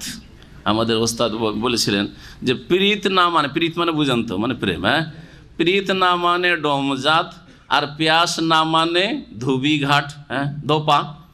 ধোপা কাপড় ধুইছে, ময়লা আবর্জনা পূর্ণ পানি, হ্যাঁ নোংরা পানি, কিন্তু পিপাসা লেগেছে, আরে উপায় নেই, বাঁচতে হবে, এই পানি খাবো, তাই না? আর নিন্দ না মানে ঝোলি খাট, ঘুম চলে এসছে আর ঘুম থামে না, যেখানে সেখানে এখানে বসে বসে ঘুমাচ্ছেন। যদি খাট যদি ঝোলা হয়ে থাকে, ঢুকেও যান খাটে, তবুও খালি ঘুম আসছে, বিনা বালিশে ঘুম চলে আসছে, তাই না? বিবাহিতা মহিলাদেরকে বিবাহ করা হারাম। এরা কত নাজাইজ কাজ করে, তার সাথে সাথে এক পাপ বহু পাপকে টেনে নিয়ে আসে। একটা নীতিমালা মনে রাখবেন, একটা পাপকে ঢাকার জন্য কয়েক পাপে লিপ্ত হইতে হয়। যখন কারো স্ত্রী আছে, অলরেডি বিবাহ বন্ধনে আছে, তালাক হয়নি, স্বামী মারা যায়নি, ইদ্যত পারা হয়নি, ওকে উঠিয়ে নিয়ে পালিয়ে চলে আসলো, এক হারাম কাজ করলো। তার আগে জেনা করেছে, আর এক হারাম কাজ করেছে। না হলে জেনা না হইলে তো এইভাবে পালিয়ে আসে না কোনো মহিলা, অবশ্যই হ্যাঁ ভোগ করেছে, হারাম ভোগ, আর যার ফলে আর থাকতে পারছে না দুইজনে একে অপরকে ছেড়ে, যার ফলে অন্যের স্ত্রীকে উঠিয়ে নিয়ে চলে আসছে। এর মাধ্যমে কত যে ক্ষয়ক্ষতি করলো, ওই আগের স্বামীর মানহানি করলো, ইজ্জত নষ্ট করলো, ওই ছেলে মেয়েগুলো বড় হয়ে গেল, এই ছেলে অমুক ছেলে না, অমুক মেয়েটা না, ওর মা পালিয়ে গেছিল, হ্যাঁ সারা জীবন ধরে এরা বেইজ্জতি উঠাইতে হলো, এদেরকে লাঞ্ছিত থাকতে হলো সমাজে, এই অপরাধের কারণে। এই গুনাহগুলি উঠাইতে হবে না, হ্যাঁ এই পাপগুলো উঠাইতে হবে না। ওই মেয়ের বাপের বংশ, মায়ের বংশ, গোটা বংশের বদনাম, আরে অমুক বংশের মেয়ে 3 ছেলে ছেড়ে পালিয়ে গেছে, হ্যাঁ প্রেমিকের সাথে, বদনাম নয়? যতদিন বেঁচে থাকবে লাঞ্ছিত সমাজে, মাথাটা উঠাইতে পারছেন না, হ্যাঁ সুবহানাল্লাহ, কত বড় অপরাধ করলেন। এর সাথে সাথে আরও অপরাধ, কোর্টে যায়, কোর্টে যাওয়ার পরে ব্যাক ডেটে তালাকনামা একটা পাঠিয়ে দেয়। হ্যাঁ কোর্টে কী করে, আজকে গিয়ে তালাকনামা করে লোক, বলছে যে আর এরাও তো সব ঘুষখোর, হ্যাঁ যারা কাজী মাজি আছে অথবা যারা উকিল টুকিল আছে, এসব ঘুষখোর অধিকাংশ, ইল্লা মাশাআল্লাহ। তো এরা কি করে, ব্যাগ দিয়ে 3 মাস আগে, কারণ ইদ্যুৎ কাটিতে হবে, তো ইদ্যুৎ তো দেখাইতে হবে আইনত, সুতরাং বলছে 3 মাস আগে তালাক, এই মহিলা কি করেছে, তালাক পাঠিয়ে দিয়েছে, অথচ তালাক হইলো আজকে, আর সেই দিনই 10 মিনিটের মধ্যে আবার বিয়ে পড়িয়ে দিল তার সাথে। অপরাধের ওপর অপরাধ, অন্যায়ের ওপর অন্যায়, পাপের ওপর পাপ, আল্লাহ পাকের গজবের উপর গজব। 5টা হইল, আর 2টা বলি, যেটা এই আয়াতগুলি থেকেই নেওয়া হয়েছে, আপনাদেরকে পেশ করে দিই যাতে করে না ভুললেন, আর ভুললে তখন আপনারা এই বিষয়গুলি আবার রিভাইজ করে দিতে পারেন। আল্লাহ আবু বকর জাযাইরি রহমতুল্লাহ আলাইহি তার তাফসিরে আইসারুত তাফসিরে তরতিবের সাথে বর্ণনা করেছেন, বায়ানুল মুহাররামাত মিনাল মুসাহারা, বৈবাহিক সম্পর্কের কারণে যেই মহিলারা হারাম, অহুন্না সাবুন আইজান, তারাও 7 প্রকারের, তারাও 7 প্রকারের। জাওজাতুল আব, এক হচ্ছে তার সাথে বাপের স্ত্রী, এখন পর্যন্ত বাপের স্ত্রী এসছে কি আগে, ওয়ালাতানকেও মানা কাহাবা, তাহলে কয়টা হয়ে গেল, 5টার সাথে 6 নম্বর এটা। আচ্ছা এই সিরিয়ালে বলি, বাপের স্ত্রী, সে বাপ তার সাথে সহবাস করুক আর না করুক, বাপের স্ত্রী মানে সৎমা। উম্মু ইমরাতিহি, স্ত্রীর মা মানে শাশুড়ি 2 নম্বর, হ্যাঁ সেই স্ত্রীর সাথে সহবাস হোক আর না হোক, শাশুড়ি হওয়া ওই কবুল হলে, আপনি স্ত্রীকে বিয়ে করেছে, তার সাথে আপনার শাশুড়ি আপনার জন্য কি হয়ে গেছে, হারাম হয়ে গেছে, আপনি তার মাহরাম হয়ে গেছেন। বিনতু ইমরাতি ওয়াহিয়া রাবিবা, স্ত্রীর আগের স্বামীর অরসজাত মেয়ে, 3 নম্বর, যেটা রাবিবা বলা হইল 3 নম্বর। 4 নম্বর হচ্ছে আমরাতুল ওয়ালাদ মিনাস সুলবি, ছেলের স্ত্রী মানে বৌমা, 4টা হয়েছে। ছেলের বৌমা, আপনার ছেলে ওই বৌমার সাথে সহবাস হোক আর না হোক, সহবাস না হয়ে তো তালাক দিয়ে, তারপরেও যেমন বললাম, জি। 5 নম্বর হচ্ছে ইবনহু মিনার রাদা, জি ইবনহু, ছেলের বৌমা, আর দুধ ছেলের স্ত্রী, দুধ ছেলের, এটা হচ্ছে ছেলে নিজের ছেলের স্ত্রী বংশের, আর একটা হচ্ছে দুধ সন্তানের স্ত্রী। আপনার স্ত্রী দুধ পান করিয়েছে একটা ছেলেকে, ওই ছেলে বিয়ে করলো একটা মেয়েকে, বিয়ে করার পরে তালাক দিয়ে দিল, এখন এটা হচ্ছে আপনার দুধ সন্তানের স্ত্রী, বিয়ে করতে পারবেন না। কয় নম্বর হলো এটা, 5 নম্বর হলো। 6 নম্বর ওয়াক্ত ইমরাতিহি মাদামা তুখতুহা, 6 নম্বর হচ্ছে যে স্ত্রীর বোন, স্ত্রীর খালা, স্ত্রীর ফুফু, যতক্ষণ পর্যন্ত স্ত্রী থেকে পৃথক না হয়েছে তালাকের মাধ্যমে অথবা স্ত্রী ইন্তেকালের মাধ্যমে। 7 নম্বর ওয়াল মুহসানাত মিনান নিসা, বিবাহিতা মহিলারা, বিবাহিতা মহিলা যে বিবাহ বন্ধনে আবদ্ধ হচ্ছে কখনো হালাল নাই, ইল্লা মা মালাকাত আইমানুকুম, আল্লাহ বলবেন তবে যদি তারা দাসীতে পরিণত হয় বৈধ পন্থায়। এখন দাসীতে কেমন করে পরিণত হয়, এখন এই তাফসির শোনাবো আপনাদেরকে, আগের আয়াতের তাফসির হয়ে গেছে তাই না। আয়াত নম্বর 23। এখন দেখেন আয়াত নম্বর 24। মহান আল্লাহ বলছেন ওয়াল মুহসানাত মিনান নিসা। মুহসানাত এহসান শব্দ থেকে, মুহসানাত শব্দটি কি শব্দ থেকে? এহসান, হা সদ নুন এর ধাতু। এই এহসানের কয়েকটি অর্থ হয়, 4টি অর্থ হয়, শুনে রাখেন ভালো করে। আর এই আয়াতে বারবার করে মুহসানাত মুহসানা এক বচন বহু বচন দিয়ে আসবে, কখনো এইটা অর্থ, কখনো ওইটা অর্থ, কখনো ওইটা অর্থ। এই 4টি অর্থই হয়ে থাকে, ক্ষেত্র বিশেষে আপনাকে অর্থ করতে হবে যে কখন কোনটা অর্থ উপযুক্ত হচ্ছে। মুহসানা, একজন মহিলা হচ্ছে মুহসানা। প্রথম মুহসানার মানে হচ্ছে মুসলিমা, মুসলিম মুমিন নারীদেরকে কি বলা হয়? মুহসানা, কারণ মুসলিম হচ্ছে আসল সতী। 2 নম্বর মুহসানা মানে হচ্ছে বিবাহিতা, মুতাজাওয়িজা। এখানে এই আয়াতে, এই যে আয়াত নম্বর 24 এবং 5ম পারার প্রথমেই যে শব্দটি এসছে ওয়াল মুহসানাতু মিনান নিসাই, বিবাহিতা মহিলাদেরকে হারাম করা হয়েছে। কি অর্থ নিলাম তাহলে? বিবাহিতা, তাই না? কয় নম্বর হলো এটা? 2 নম্বর হলো। 3 নম্বর হচ্ছে স্বাধীন মহিলারা, হুররা, দাসী নয়, দাসীর বিপরীত স্বাধীন মহিলারা হচ্ছে মুহসানা। তাহলে যে কোনো স্বাধীন মহিলার, আজকাল সব মহিলাই স্বাধীন, দাসত্ব প্রথা বাস্তব থেকে উঠে গেছে। তো এই স্বাধীন মহিলাদেরকে কি বলা হয়? মুহসানা বলা হয়। 4 নম্বর অর্থ হচ্ছে মুহসানার সতী সাধ্বী রমণী, সতী সাধ্বী রমণী, যেমন সূরা নূরে রয়েছে। হ্যাঁ, এরকম এখানেও আসছে শব্দগুলি, কোনোটার অর্থ সতী সাধ্বী। ইন্নাল্লাযীনা ইয়ারমুনাল মুহসানাতি, যারা সতী সাধ্বী রমণীদেরকে কি করবে? অপবাদ দেবে জেনা ব্যভিচারে। সুম্মা লাম ইয়াতু বিআরবাতি শুহাদা, আর 4 সাক্ষী যদি জুটাতে না পারে, ফাজলিদুহুম সামানিনা জালদা, তাহলে 80টি বেত্রাঘাত করো। আছে না নেই? তো ওখানে মুহসানা মানে কি? সতী সাধ্বী। সতী সাধ্বী মহিলা হইতে হবে, তার দ্বারা কখনো এইরকম ব্যভিচার দেখা যায়নি, এইরকম ভালো মেয়ে। আসল হচ্ছে যে একজন মুসলিম মেয়ে বা একজন অমুসলিম হইলেও জেনার কোনো প্রমাণ তার লাইফে পাওয়া যায়নি, তার মানে সে সতী মেয়ে। এইরকম মেয়ের উপর যদি অপবাদ দেয় তাহলে। কিন্তু যেই মেয়ে যখন তখন ব্যভিচার করিয়ে বেড়ায়, তার পেশাই হচ্ছে ওই রকম, সে সতী নয়, সতী নয়, তখন মিথ্যা অভিযোগের বা মিথ্যা অপবাদের সম্ভাবনাটা কম। আসলে চরিত্র এইরকম এই মহিলা। জি, এই জন্য আল্লাহ পাক। যাই হোক, আবার বলেন তো দেখি, কে বলতে পারেন মুহসানাতের 4টি অর্থ? মুসলিম হওয়া, জি, বিবাহিতা, স্বাধীন, সতী সাধ্বী। জি, এখন কোনখানে কোন অর্থ হচ্ছে দেখতে থাকবেন। ওয়াল মুহসানাতু মিনান নিসা, আর হারাম করা হয়েছে হে মানুষ তোমাদের উপর বিবাহিতা মহিলাদেরকে। এখানে মুহসানা মানে বিবাহিত, মুতাজাওয়িজা। ইল্লা মা মালাকাত আইমানুকুম, তবে তোমাদের ডান হাত যেসব নারীদের মালিক হয়েছে, এটা শাব্দিক অর্থ করলাম, অর্থাৎ তোমাদের অধীনস্থ দাসীদের বিষয়টি ভিন্ন। কেমন কথা? কথা হচ্ছে এই যে জিহাদ ফি সাবিলিল্লাহ হইল, হওয়ার পরে সেখানে কাফেররা বন্দী হইল, পরাজিত হইল, কাফেরদের মহিলারা বন্দী হইল, শিশুরা বন্দী হইল। তো এই কাফেরদের মহিলাদেরকে এবং কাফেরদের শিশুদেরকে কি করা যাবে, এ একটা সমস্যা। ধরেন সমস্যা, এর সমাধান চাই না? চাই না? চাই না? চাই না? বন্দীদের ক্ষেত্রে সমাধান চাই। ইসলাম যেই সমাধান পেশ করেছে সেটা হচ্ছে এই দাস প্রথা জাহিলিয়াতের যুগ থেকে নয়, যুগ যুগ ধরে চলে, প্রাচীন যুগ থেকে চলে আসছিল, প্রাচীন যুগ থেকে চলে। দাউদ আলাইহিস সালামের যুগে দাস প্রথা, দাসী প্রথা ছিল, তার আগেও ছিল। তাহলে এই দাস প্রথা ইসলাম নিয়ে আসেনি। দাউদ আলাইহিস সালাম বনি ইসরাইলদের নবী, তাই না? বনি ইসরাইল বংশের নবী কিনা? আর এই বনি ইসরাইলদের দিন কি ছিল? দিন ছিল তাওরাত ইনজিলের দিন। অর্থাৎ বর্তমান যারা ইহুদি খ্রিস্টান, তারা শ্রদ্ধার সাথে দাউদ আলাইহিস সালামের নাম নিয়ে থাকে। এই জন্য তারা খ্রিস্টানদের নাম ডেভিড রেখে থাকে। কি রাখে? দাউদেরই ইংলিশ হচ্ছে বিকৃত হচ্ছে ডেভিড। অনেকের নাম ডেভিড আছে না? ডেভিড, জি হ্যাঁ।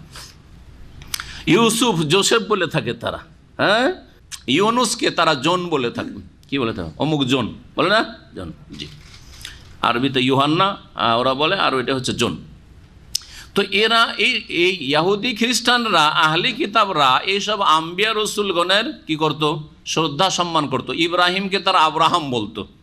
তখন থেকেই, তার আগে থেকে দাস দাসী প্রথা চলে আসছে। রাসূলুল্লাহ সাল্লাল্লাহু আলাইহি সাল্লাম 1400 বছর আগে শুধু দাস দাসী প্রথা নিয়ে আসছেন এমন কথা নয়, ঠিক কিনা? চলে আসছিল। ইসলাম বরং দাস দাসী প্রথাটা যে ব্যাপক আকার ধারণ করেছিল সেটাকে সীমিত করেছে, সংকীর্ণ করেছে, এই রাস্তাটিকে সংকুচিত করেছে এবং যথাসাধ্য তাড়াতাড়ি করে মানুষ, নারী পুরুষ দাসত্বের জীবন থেকে মুক্ত হয়ে যাক এর জন্য বিভিন্ন পন্থা অবলম্বন করেছে। তার মধ্যে একটি পন্থা হচ্ছে যে বিভিন্ন অপরাধের ক্ষেত্রে কাফফারায় গোলাম আজাদ করা বা দাস দাসী স্বাধীন করা। আর একটা হচ্ছে যে দাস দাসীকে স্বাধীন করলে বড় মহাপুরস্কার রয়েছে, বড় নেকি রয়েছে, এইভাবে উৎসাহিত করা। এইসবের মাধ্যমে কি করা হয়েছে যেন দাসের সংখ্যা কমে আসে, দাসীর সংখ্যা কমে আসে, আর সকলেই স্বাধীন হয়ে আল্লাহ পাকের ইবাদতবন্দি করে, কেউ কারো দাসত্বের জীবন না কাটায়। এটা হচ্ছে ইসলামের একটি ভালো বৈশিষ্ট্য যেটা প্রশস্ত হয়েছিল। আর তারপরে আরও করা হয়েছে, কোনো স্বাধীন ব্যক্তিকে জেনে শুনে ধরে নেয় আর তাকে দাস দাসী বানাই, তাহলে এত বড় কাবিরা গুনাহ যে আল্লাহ পাক রব্বুল আলামিন তারপর লানত করেছেন এবং তার বিরুদ্ধে বাদী হবেন, তাকে কঠোর শাস্তি দেবেন কিয়ামতের মাঠে। এইভাবে তাহলে কি করা হয়েছে, দাসত্বের প্রথাকে সংকুচিত করা হয়েছে। পক্ষান্তরে জাহিলিয়াতের যুগে আরব মুশরিকরা বা তার আগেও কোথাও সফরে যাচ্ছে আর একটা বড় কাফেলা আছে, দল খুব শক্তিশালী আছে, আর দেখলো যে সামনে কিছু অল্প স্বল্প লোক পড়ে গেল, ওদেরকে মেরে ধরে বেঁধে নিয়ে চলে আসলো, বাড়ি নিয়ে আসার বলছে এগুলো আমাদের দাস দাসী, গায়ের জোরে দাস দাসী বানাইতো। এগুলো ইসলামে এটাকে কি করা হয়েছে, কঠোরভাবে হারাম করা হয়েছে। এইভাবে তাহলে দাস প্রথাকে ইসলাম রাখতে চায় না শেষ করতে চায়? শেষ করতে চাই, কিন্তু এটি একটি অগতির গতি সমাধান, একটি বড় সমস্যার সমাধান। সেটা কি? এই বিষয়গুলি না বোঝার কারণে ইসলামের শত্রুরা অনেক সময় প্রশ্ন করে, তখন তার উত্তর অনেক আলেম সমাজও দিতে পারে না, কারণ এসব পড়াশোনা না করলে, এসব যুক্তিগুলি না জানা থাকলে কি করে জবাব দিবে। রাসূলুল্লাহ সাল্লাল্লাহু আলাইহি ওয়াসাল্লাম যখন জিহাদ ফি সাবিলিল্লাহ, বিশেষ করে আওতাসের যুদ্ধ ছিল, হোনাইনের যুদ্ধ, আওতাসের যুদ্ধ, এই যুদ্ধগুলিতে মক্কা বিজয়ের পরে অনেক অনেক বন্দী আসলো, শিশু বন্দী, নারী বন্দী আসলো, তাদের স্বামীরা অনেকে যুদ্ধে কুফরি অবস্থায় নিহত হয়েছে আর অনেকে বন্দী হয়েছে। এই যে বন্দীগুলি আসলো, এদের আজকালকার বর্তমান সমাধানটা কি? বর্তমান সমাধান হচ্ছে জেলে রাখা, তাই না? আজকাল বড় বড় জেল তৈরি করার মতো পয়সা আছে না নেই? আছে না নেই? আছে। জেলখানায় কয়েদিদেরকে, বন্দীদেরকে তাদের সেবা দেওয়া হবে যথেষ্ট ভালো, তাদের থাকার জায়গা দেওয়া হবে, খাওয়া দাওয়া দেওয়া হবে, চিকিৎসা দেওয়া হবে, এরও যোগ্যতা সরকারগুলির আছে না নেই? আছে না নেই? প্রত্যেক সরকার আছে। তারপরেও জেলখানাতে অধিকাংশ জায়গায় বন্দীদের সাথে যে খারাপ আচরণ করা হয়, জুলম অত্যাচার করা হয়, তার ইতিহাস ইরাকের আবু গারিব জেল এবং আমেরিকার গন্টানামো, কীভাবে মানসিক শারীরিক জুলম অত্যাচার এই জেলগুলিতে করা হয়েছে আর যুগে যুগে করা হচ্ছে। মানুষকে মানুষই মনে করা হচ্ছে না। যদি এই ইতিহাসগুলি পড়েন তো আপনি সুবহানাল্লাহ, কত যে কষ্ট পাবেন। এই জুলম অত্যাচার হচ্ছে। নবী করিম সাল্লাল্লাহু আলাইহি সাল্লামের জামানায় যখন এই বন্দীরা আসলো অনেক সংখ্যায়, তখন এটি একটি বড় সমস্যার সমাধান। বলবেন যে জেলখানা তৈরি করতে হইতো, নিজের ঘরে তো খাবার ব্যবস্থা নেই, আছে খেজুর খেয়ে দিন পাত হচ্ছে, 1 মাস 2 মাস 3 মাস 2-3টা খেজুর ডেলি আর তার সাথে একটু পানি, এই খেয়ে পার হয়ে চলে যাচ্ছে। তো কি করে জেলখানার ব্যবস্থা করা যাবে? সম্ভব? অসম্ভব। তাহলে কোথায় বেঁধে রাখবে? তো কোথাও, আর সবসময় পাহারা দিয়ে বসে থাকবে, তাও খুব মুশকিল ব্যাপার। এর জন্য সহজ পন্থা হচ্ছে যে দাসত্বের প্রথা আগে থেকে চলে আসছে, আর যারা মুজাহিদিন আল্লাহর রাস্তায় জিহাদ ফি সাবিলিল্লাহ করেছে, রক্ত দেওয়ার জন্য প্রস্তুত হয়ে এসছে, জানমাল দিয়ে শরিক হয়েছে আল্লাহর দিনকে শক্তিশালী করার জন্য, এই সব যোদ্ধা মুজাহিদদের মাঝে এগুলিকে যিনি ইমামুল মুসলিমিন হবেন, খলিফাতুল মুসলিমিন হবেন, আর সবচেয়ে বড় খলিফাতুল মুসলিমিন প্রিয় নবী মুহাম্মদ রাসূলুল্লাহ সাল্লাল্লাহু আলাইহি ওয়াসাল্লাম কী করলেন? সাহাবায়ে কেরামদের মাঝে যারা মুজাহিদিন জিহাদে অংশ নিয়েছে তাদের মাঝে কি করলেন? ভাগ বন্টন করে দিয়ে দিলেন যে অমুক তুমি এই দাসকে নিয়ে, এই লোকটিকে, এই বন্দীকে নিয়ে যাও, তোমার দাস এটা। এই লোক তুমি এই মহিলাকে নিয়ে যাও, এটি তোমার দাসী। এইভাবে ভাগ করে দেওয়া হলো। প্রত্যেক বাড়িতে একটা করে দাস অথবা দাসী আসলো। বাড়িতে আমার 2-4-5 জন ছেলে মেয়েকে খাওয়ানোর সাথে সাথে, তাদের সেবা শুশ্রূষা দেওয়ার সাথে সাথে এই দাস দাসীর সেবা দেওয়ার ক্ষমতা আছে না নেই? থাকার জায়গা দেওয়ার ক্ষমতা আছে না নেই? আছে, ঠিক কিনা? এইভাবে তাদেরকে সম্মানজনক একটা জীবন দেওয়া হলো। তবে একটি বিধান হচ্ছে দাসত্বের, যে যা উপার্জন করবে এই দাস, সেই উপার্জনের মালিক তা ব্যক্তি মালিকানা থাকবে না, বরং তার মালিক কি হবে? মনিব, যে মালিক সে হয়ে যাবে। আর দাসী যদি হয়, আর একটি বিধান হইল, দাসীগুলিকে যদি এমনিতে ছেড়ে দেওয়া হয়, ওদের জন্য যে প্রয়োজন রয়েছে, চাহিদা আছে, সেটা পূরণ না করা হয়, তাহলে ব্যভিচার সমাজে ছড়িয়ে যাওয়ার আশঙ্কা আছে না নেই? স্বামী কুফরি অবস্থায়, জেহাদে অথবা যেভাবে হোক বন্দী হোক, সেও কোথাও চলে গেছে, আর এই মহিলার যদি যৌন চাহিদা যেটা রয়েছে সেটা যদি বৈধভাবে পূরণ না হয়, তাহলে সমাজে ব্যাপক হারে জেনা ছড়াবে না? ছড়াবে না? কারণ বিবাহিতা মহিলা যদি স্বামী না পায়, তাহলে জেনার সম্ভাবনা আরও বেশি, ঠিক কিনা? তখন আল্লাহ রাব্বুল আলামিন এই বন্দী মহিলাদের জন্য যেই বিধান দান করলেন, সেটা হচ্ছে যে আগের স্বামীর ঘর থেকে সে বন্দী হয়ে এসছে, সুতরাং এর পেটে আগে থেকে বাচ্চা ধরে আছে কি না, একটা যে সম্ভাবনা আছে, এই সম্ভাবনা যাতে করে দূর হয়ে যায়, সেজন্য এক মাস কি করতে হবে? ইদ্যত কাটাতে হবে। ইস্তেবরায়ে রাহিম, জরায়ুতে কোনো বাচ্চা গর্ভধারণ করেনি এটা নিশ্চিত হইতে হবে। নিশ্চিত যখন একটা মাসিকের মাধ্যমে মাসিক হয়ে গেল, তার মানে পেটে বাচ্চা নেই। যখন নিশ্চিত হয়ে গেল, তখন ওই মনিবের জন্য, শুধু মনিবের জন্য, একাধিক লোকের জন্য না, যে মনিব তার জন্য, অথবা মনিব যা কাউকে যদি দান করে দেয়, যে আমার দাসী কিন্তু আমি এটা রাখলাম না, আপনাকে দান করে দিলাম, যাকে দান করলো তার জন্য, একজনের জন্য শুধু, তখন তার সাথে স্ত্রীর মতো মেলামেশা করা, সহবাস করা, এবং স্ত্রীর পেট থেকে যেমন সন্তান গ্রহণ করা হয়, ছেলে মেয়ে না হয়, তেমনই দাসীর পেট থেকে ছেলে মেয়ে গ্রহণ করতে চাইলে গ্রহণ করা, সব কিছু শরীয়তে কি করা হয়েছে? জায়েজ করা হয়েছে। এই জন্য আল্লাহ পাক রব্বুল আলামিন বলেছেন একাধিক আয়াতে, তার মধ্যে একটি আয়াত হচ্ছে সূরায়ে নূরের সূরায়ে মুমিনুনের প্রথম দিকের আয়াত, কাদ আফলাহাল মুমিনুনা আল্লাযীনা ফি সালাতিহিম খাশিউন। এই আয়াত থেকে শুরু করে এখান থেকে আল্লাহ বলছেন যে ওই সব মুমিনরা, মুসলিমরা সফল কাম যারা তাদের সলাতে নামাজে কি বিনয়ী। তারপরে আল্লাহ বলছেন একটি পয়েন্ট, ওয়াল্লাযীনা হুম লিফুরুজিহিম হাফিজুন, যারা নিজের লজ্জা স্থানের কি করে? হেফাজত করে, সুরক্ষা করে। ইল্লা আলা আজওয়াজিহিম, লজ্জা স্থানের আসল হচ্ছে কি করতে হবে? সুরক্ষা করতে হবে। লজ্জা স্থানের নারী পুরুষকে কি করতে হবে? সুরক্ষা করতে হবে। তার মানে লজ্জা স্থানকে কোথাও ব্যবহার করা যাবে না, হচ্ছে আল্লাহ পাকের আসল বিধান। একমাত্র দুটো ক্ষেত্রে, ইল্লা আলা আজওয়াজিহিম আও মা মালাকাত আইমানুহুম, একমাত্র স্ত্রীর সাথে যৌন সম্পর্ক করতে পারো, আজওয়াজ তোমাদের স্ত্রীরা, আর স্ত্রীরা স্বামীর সাথে, ঠিক না? এক। দুই নম্বর হচ্ছে আওমা মালাকাত আইমানুহুম, অথবা পুরুষরা যদি তাদের কাছে দাসী থাকে, তাদের ডান হাত কোনো নারীর লিগ্যালভাবে, বৈধভাবে, শরীয়ত সম্মত মালিক হয়ে থাকে, অবৈধভাবে না। একটা কাজের মেয়ে নিয়ে আসলো আর সেটাকে দাসী হিসাবে ব্যবহার করা শুরু করলো, চাকরানির সাথে, কাজের মেয়ের সাথে যে করতে লাগলো, না, হারাম, হারাম। এরা হচ্ছে স্বাধীন মহিলা, যারা কাজের জন্য দেশে কাজ করে, কাজের মেয়ে বাড়ির বুয়া, অথবা বিদেশে যারা খাদেমা আসে, এরা হচ্ছে স্বাধীন মহিলা। এদের সাথে সহবাস, এটা সহবাস না, এটা হচ্ছে জেনা, কাবিরা গুনহা। আল্লাহ পাক এদেরকে লাঞ্ছিত করবেন যারা এইরকম অপরাধে লিপ্ত হয়। এইরকম এক শ্রেণীর জাহেল মূর্খ আছে, মনে করে যে আমি যেহেতু একে মাসিক বেতন দিচ্ছি, মনে হয় এটা আমার দাসী হয়ে গেছে। এরা মূর্খ, জাহেল মূর্খ, আল্লাহর দিন জানেও না আর মানেও না, পালনও করে না। কি বললাম? ইল্লা মা মালাকা ইল্লা আলা আজওয়াজিহিম, স্ত্রী কাছে আপনি আপনার যৌন চাহিদা পূরণ করতে পারেন। আর কোথায় পূরণ করবেন? যদি দাস প্রথা থাকে আর বৈধভাবে আপনার কোনো মহিলা দাসী হয়ে থাকে, তাহলে মনিবের জন্য ওই মহিলা হালাল। কখন হালাল? যখন আসলো তার আগের স্বামী বা স্বামী নেই, অবিবাহিতাই বলছে, এক মাসিক দেখে নিতে হবে যে এর মাসিক হচ্ছে কি হচ্ছে না।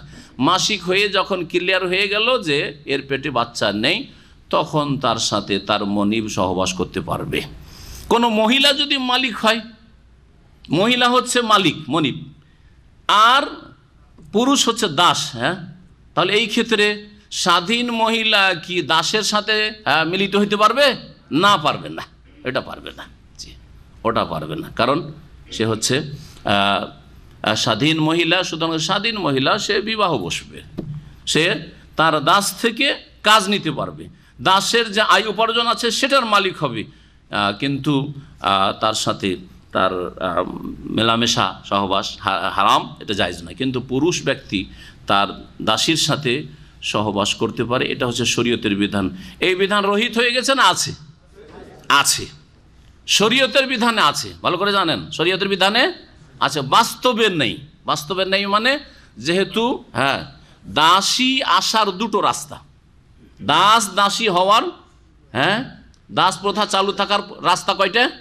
দুটা। একটা হচ্ছে জিহাদ ফি সাবিল, আল্লাহ রাস্তায় জিহাদ হইল, তারপরে বন্দী হয়ে আসলো পুরুষ নারীরা, ওদেরকে দাস দাসীতে পরিণত করা হইলো, আর ইচ্ছা মতো যেটা আমি নেব, যেটা পছন্দ সেটা নেব না, যিনি শাসক হবেন, যিনি খলিফা হবেন তিনি ভাগ করে দেবেন, অথবা যিনি জিহাদের কমান্ডার হবেন তিনি ভাগ করে দেবেন, যিনি সরকারি স্থলাভিষিক্ত তিনি।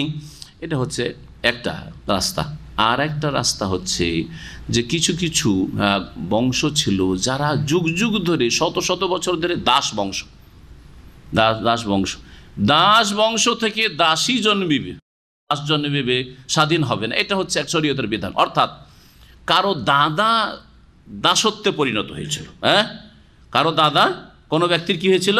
দাস হয়েছিল, বা বাবা দাস হয়েছিল, তারপরে ওর ছেলে বা নাতিরা আছে, গোটা যে বংশটা আছে সব, যা আগামী প্রজন্ম হবে এরা কি হবে? সকলেই দাস অথবা দাসী হবে। এখন এরা যখন দাস দাসী, আর ওদের মালিক কোনো এক মনিব আছে, ওই মনিব নিজের কাছে না রেখে বিক্রি করে দিল, অথবা জিহাদ ফি সাবিলিল্লাহতে আমিরুল মুমিনিনের পক্ষ থেকে যে দাসী পেল, দাস পেল, সেটাকে অন্যের কাছে বিক্রি করে দিল, ভাই আমি রাখবো না, আমার টাকার প্রয়োজন। আর আপনি জিহাদে অংশ নেননি, অথবা ওই দ্বিতীয় তরিকাতে আপনি দাস বংশের একটা কোনো দাসকে অথবা দাসীকে ক্রয় করে নিলেন, কারণ দাস দাসীদের কেনা বেচা, দাস দাসীদের কেনা বেচা শরীয়তে বৈধ। এই দুটো রাস্তা হচ্ছে দাস দাসী হওয়ার কোনো মানুষের, এছাড়া তৃতীয় কোনো রাস্তা নেই, এছাড়া তৃতীয় কোনো রাস্তা নেই। যেমন গায়ের জোরে কাউকে উঠিয়ে নিয়ে চলে যাওয়া হইল, আর গিয়ে তাদেরকে দাস দাসীতে পরিণত করা হইলে জায়েজ নয়। যেমন আফ্রিকার কালোদেরকে জবরদস্তি করে শ্বেতাঙ্গরা ধরে নিয়ে গিয়ে আটলান্টিক পার করে আমেরিকা নিয়ে গিয়ে এদেরকে দাস দাসীতে পরিণত করেছিল। তাদের রাস্তায় বহু লোকেরা মারাও গেছে, আর যারা সেখানে পৌঁছে তাদেরকে দাস দাসী বানানো হয়েছে একযুগে জুলম অত্যাচার করে। নবী সাল্লাল্লাহু আলাইহি ওয়াসাল্লাম লান আল্লাহু মান আব্বাদা মুহাররান, আল্লাহর লানত অভিশাপ রয়েছে ওই ব্যক্তির ওপর যেই ব্যক্তি কোনো স্বাধীন ব্যক্তিকে গোলাম দাস দাসীতে পরিণত করে। আশা করি দাস দাসীর বিষয়টি বুঝতে পেরেছেন, তাই না? আচ্ছা, আয়াতটা শেষ করি। আল্লাহ পাক রব্বুল বলছেন ওয়াল মুহসানাতু মিনান নিসা, বিবাহিতা মহিলারা হচ্ছে তোমাদের জন্য কি হারাম, ইল্লা মা মালাকাত আইমানুকুম, তবে তোমাদের অধীনস্থ দাসীরা তোমাদের জন্য হালাল। কিভাবে হালাল, কেমন করে দাসী হয় বিস্তারিত জানলেন। কিতাব আল্লাহ আলাইকুম, মানে আল্লাহর পক্ষ থেকে তোমাদের প্রতি এই বিধান। কিতাব আল্লাহ মানে মাকতুবুল্লাহ, আল্লাহর এই হচ্ছে বিধান তোমাদের জন্য। ওয়া ওহিল্লা লাকুম মা ওয়ারা আযালিকুম, এই যে 7, 7, 14 আর দুধের সম্পর্কের জন্য কিছু মহিলা হারাম, এইসব বলার পর আল্লাহ বলছেন এছাড়া যত মহিলারা পৃথিবীতে আছে সব তোমাদের জন্য কি হালাল। হালাল বেশি না হারাম বেশি? হালাল বেশি। 7টা নিজের বংশীয় সম্পর্কের কারণে, আর শ্বশুর বংশের কারণে বা বৈবাহিক সম্পর্কের কারণে 7টা, 14টা হারাম হলো, তাই না? আর দুধের সম্পর্কের কারণে, বংশীয় সম্পর্কের কারণে যেসব মহিলারা হারাম হয় ওই সব মহিলারা হারাম হল। এছাড়া পৃথিবীর যে কোনো মহিলাকে কি করা যায়? বিয়ে করা যায়। তাই আল্লাহ বলছেন ওয়া ওহিল্লা লাকুম মা ওয়ারা আযালিকুম, এই কয়েক শ্রেণীর মহিলাদের ছাড়া ব্যতীত সমস্ত মহিলাদেরকে তোমাদের জন্য হালাল করা হয়েছে। 1টা রাখো, 2টো রাখো, 3টে রাখো, 4টা রাখো, 4-এর বেশি। কিন্তু কিভাবে রাখবে শোনেন, ইচ্ছা মতো বিয়ে করলাম না করলাম, লিভ টুগেদার, একটা মেয়ের সাথে মন মিলা গেল, উঠিয়ে নিয়ে চলে গেল, একটা ছেলের সাথে মন মিলা গেল, ওর বাড়িতে গিয়ে উঠে গেল, জায়েজ না। এটা হচ্ছে ইহুদি নাসারাদের নিকৃষ্টতা, তাদের চরিত্রহীনতা। আল্লাহ বলছেন আনতাবতাগু বিআমওয়ালিকুম, প্রথম কথা, কোনো স্ত্রী যদি গ্রহণ করতে চাও তাহলে তোমরা স্ত্রী তলাশ করবে, সন্ধান করবে তোমাদের ধন সম্পদের বিনিময়ে, মানে মোহরানাদি। স্ত্রী হালাল হবে 4টি শর্তের সাথে। যে কোনো মহিলা, এই মহিলা যেগুলি হারাম বলা হইল, এগুলি ছাড়া বাকি মহিলারা হালাল, এই 4টি শর্তের সাথে আজকে ভালো করে শুনে রাখেন। প্রথম শর্ত হচ্ছে কি করতে হবে? তাবতাগু, তলাশ করতে হবে। তলাশ করা মানে পাত্র পাত্রী খুঁজবে, বোঝা গেছে? খোঁজার পরে প্রস্তাব দেবে। প্রস্তাব কাকে দিবে? মেয়েকে সরাসরি, যে আই লাভ ইউ নাকি, হ্যাঁ হ্যাঁ, চ্যাটিং কম্পিউটারে, যেতে মোবাইলে নাকি, হ্যাঁ, কাকে? মেয়ের অভিভাবককে, যে আপনার মেয়েকে বিয়ে করতে চায়, আপনার বোনকে বিয়ে করতে চায় ইত্যাদি। জি হ্যাঁ, অভিভাবককে পাইকাম দেবে সাহসিকতার সাথে। আর এইরকম চোরের মতো আর চরিত্রহীন লুচ্চার মতো নয়। জি, এসব সম্পর্ক হারাম। পেগাম দিবে, প্রস্তাব দিবে। প্রস্তাবে যদি সম্মতি হয়ে যায়, তাহলে মেয়ে পক্ষের সম্মতি, ওলির অভিভাবকের সম্মতি লাগবে মেয়ের অভিভাবকের, আর ছেলের সম্মতি লাগবে। যখন সম্মতি হয়ে গেল, তখন দুই পক্ষ থেকে কী হবে? ইজাব এবং কবুল হবে। ইজাবের সংজ্ঞা কি আর কবুলের সংজ্ঞা কি শুনে নেন। ইজাব মানে হচ্ছে মেয়ের বাবার প্রস্তাব, যে আমার মেয়ে তোমাকে দিতে প্রস্তুত, আমার মেয়ে তোমার সাথে বিয়ে দিলাম। জাওয়াজতুকা ইবনাতি, যেমন আরবিতে আমার মেয়ে তোমাকে বিবাহে দিলাম। ছেলে কি করবে? কবুল করবে, বলে কাবেল তো আমি কবুল করলাম, গ্রহণ করলাম। ইজাব কবুল এর নাম হচ্ছে ইজাব কবুল। এই একটা তাবতাগুর থেকে ইস্তেমবাত হলো। বেআমওয়ালিকুম, ধন সম্পদের বিনিময়ে, মানে মোহরানা দিতে হবে। দ্বিতীয় শর্ত, হালাল কখন হবে? মোহরানা দিতে হবে। ধার্য করে কিয়ামত পর্যন্ত রেখে দিলে হবে না, যে এখন দেবো না, কিয়ামতের মাঠে নেকি দেবো স্ত্রীকে, চলবে? আজকাল তো এই অবস্থা। হ্যাঁ, বাকি আর বাকি দিয়ে ফাঁকি। দুনিয়াতে ফাঁকি, আখেরাতে ফাঁসি, বুঝছেন? আখেরাতে ফাঁসবেন। জি, নগদ মোহর হচ্ছে সুন্নতি তরিকা। ধার মোহর ফোকাহারা জায়েজ বলেছেন, কিন্তু সাহাবারা কেউ ধার মোহরে বিয়ে করতেন না। আমার কাছে এরকম একটিও প্রমাণ নেই। কারো কাছে প্রমাণ থাকে, আর যদি দিতে পারে তো আমি তার কাছ থেকে এলেম শিখবো, ওস্তাদ জেনে নেবো, কিন্তু আজ পর্যন্ত জানি না। ফোকাহারা জায়েজ করেছেন। সব কিছুতে ধার খরচ যখন চলে, তখন মোহরেও ধার চলে। এটা হচ্ছে ফেকার মাসলা। কিন্তু কোরআনে হাদিসের সুন্নতি তরিকা হচ্ছে বেআমওয়ালিক, পয়সা দিয়ে এসো আর মেয়ে উঠিয়ে নিয়ে এসো। এর উল্টা ভারত, বাংলাদেশ, পাকিস্তানের বেদিনরা কি করেছে? এই মেয়ের বাবা পয়সা নিয়ে আসো বের করে, আর তোমার মেয়েকেও বের করে দাও, যৌতুক দাও আর তোমার মেয়ে দাও। কোরআন বিরোধিতা, কোরআন বিরোধী, যার ফলে আল্লাহ পাকের আযাব গজব, বালা মুসিবত, পারিবারিক শান্তি নেই, স্ত্রী বাড়ি থেকে উদা হয়ে যাচ্ছে, অথবা আত্মহত্যা করে দিচ্ছে। যখন চাপ সৃষ্টি হচ্ছে, আত্মহত্যা করে দিচ্ছে। অশান্তির শেষ নেই। আর এই জিন্দগিতে বরকত নেই। যেই ব্যক্তি শ্বশুরের নাজায়েজ পয়সা নিয়ে খাবে এই যৌতুক, কখনো বরকত হবে না। মোহরানা আর কি করতে হবে? ইজাব কবুল। 2 নম্বর হচ্ছে যে মোহসেনিন গায়রা মুসাফিহিন, তোমার বৈবাহিক সম্পর্কের মাধ্যমে স্থায়ীভাবে রাখবো। উদ্দেশ্য হচ্ছে কি? মোহসেনিন মানে এখানে মোতাজাউজিন, মোহসেনিন, বা এখানে হচ্ছে সতী মোহসেনিন, তুমি সচ্চরিত্রবান হবে, সচ্চরিত্রের অধিকারী হবে। অর্থাৎ ওর সাথে গোপন সম্পর্ক, প্রেম সম্পর্ক হয়ে গেছে এইরকম অবৈধ না, না না। উদ্দেশ্য হবে নিজের চরিত্র গঠন করা, এবং সেটা হবে বৈবাহিক সম্পর্কের মাধ্যমে। মোহসেনিন, বিবাহ করার মাধ্যমে তুমি সচ্চরিত্র এটা প্রমাণ করবে। তাহলে কি করতে হবে?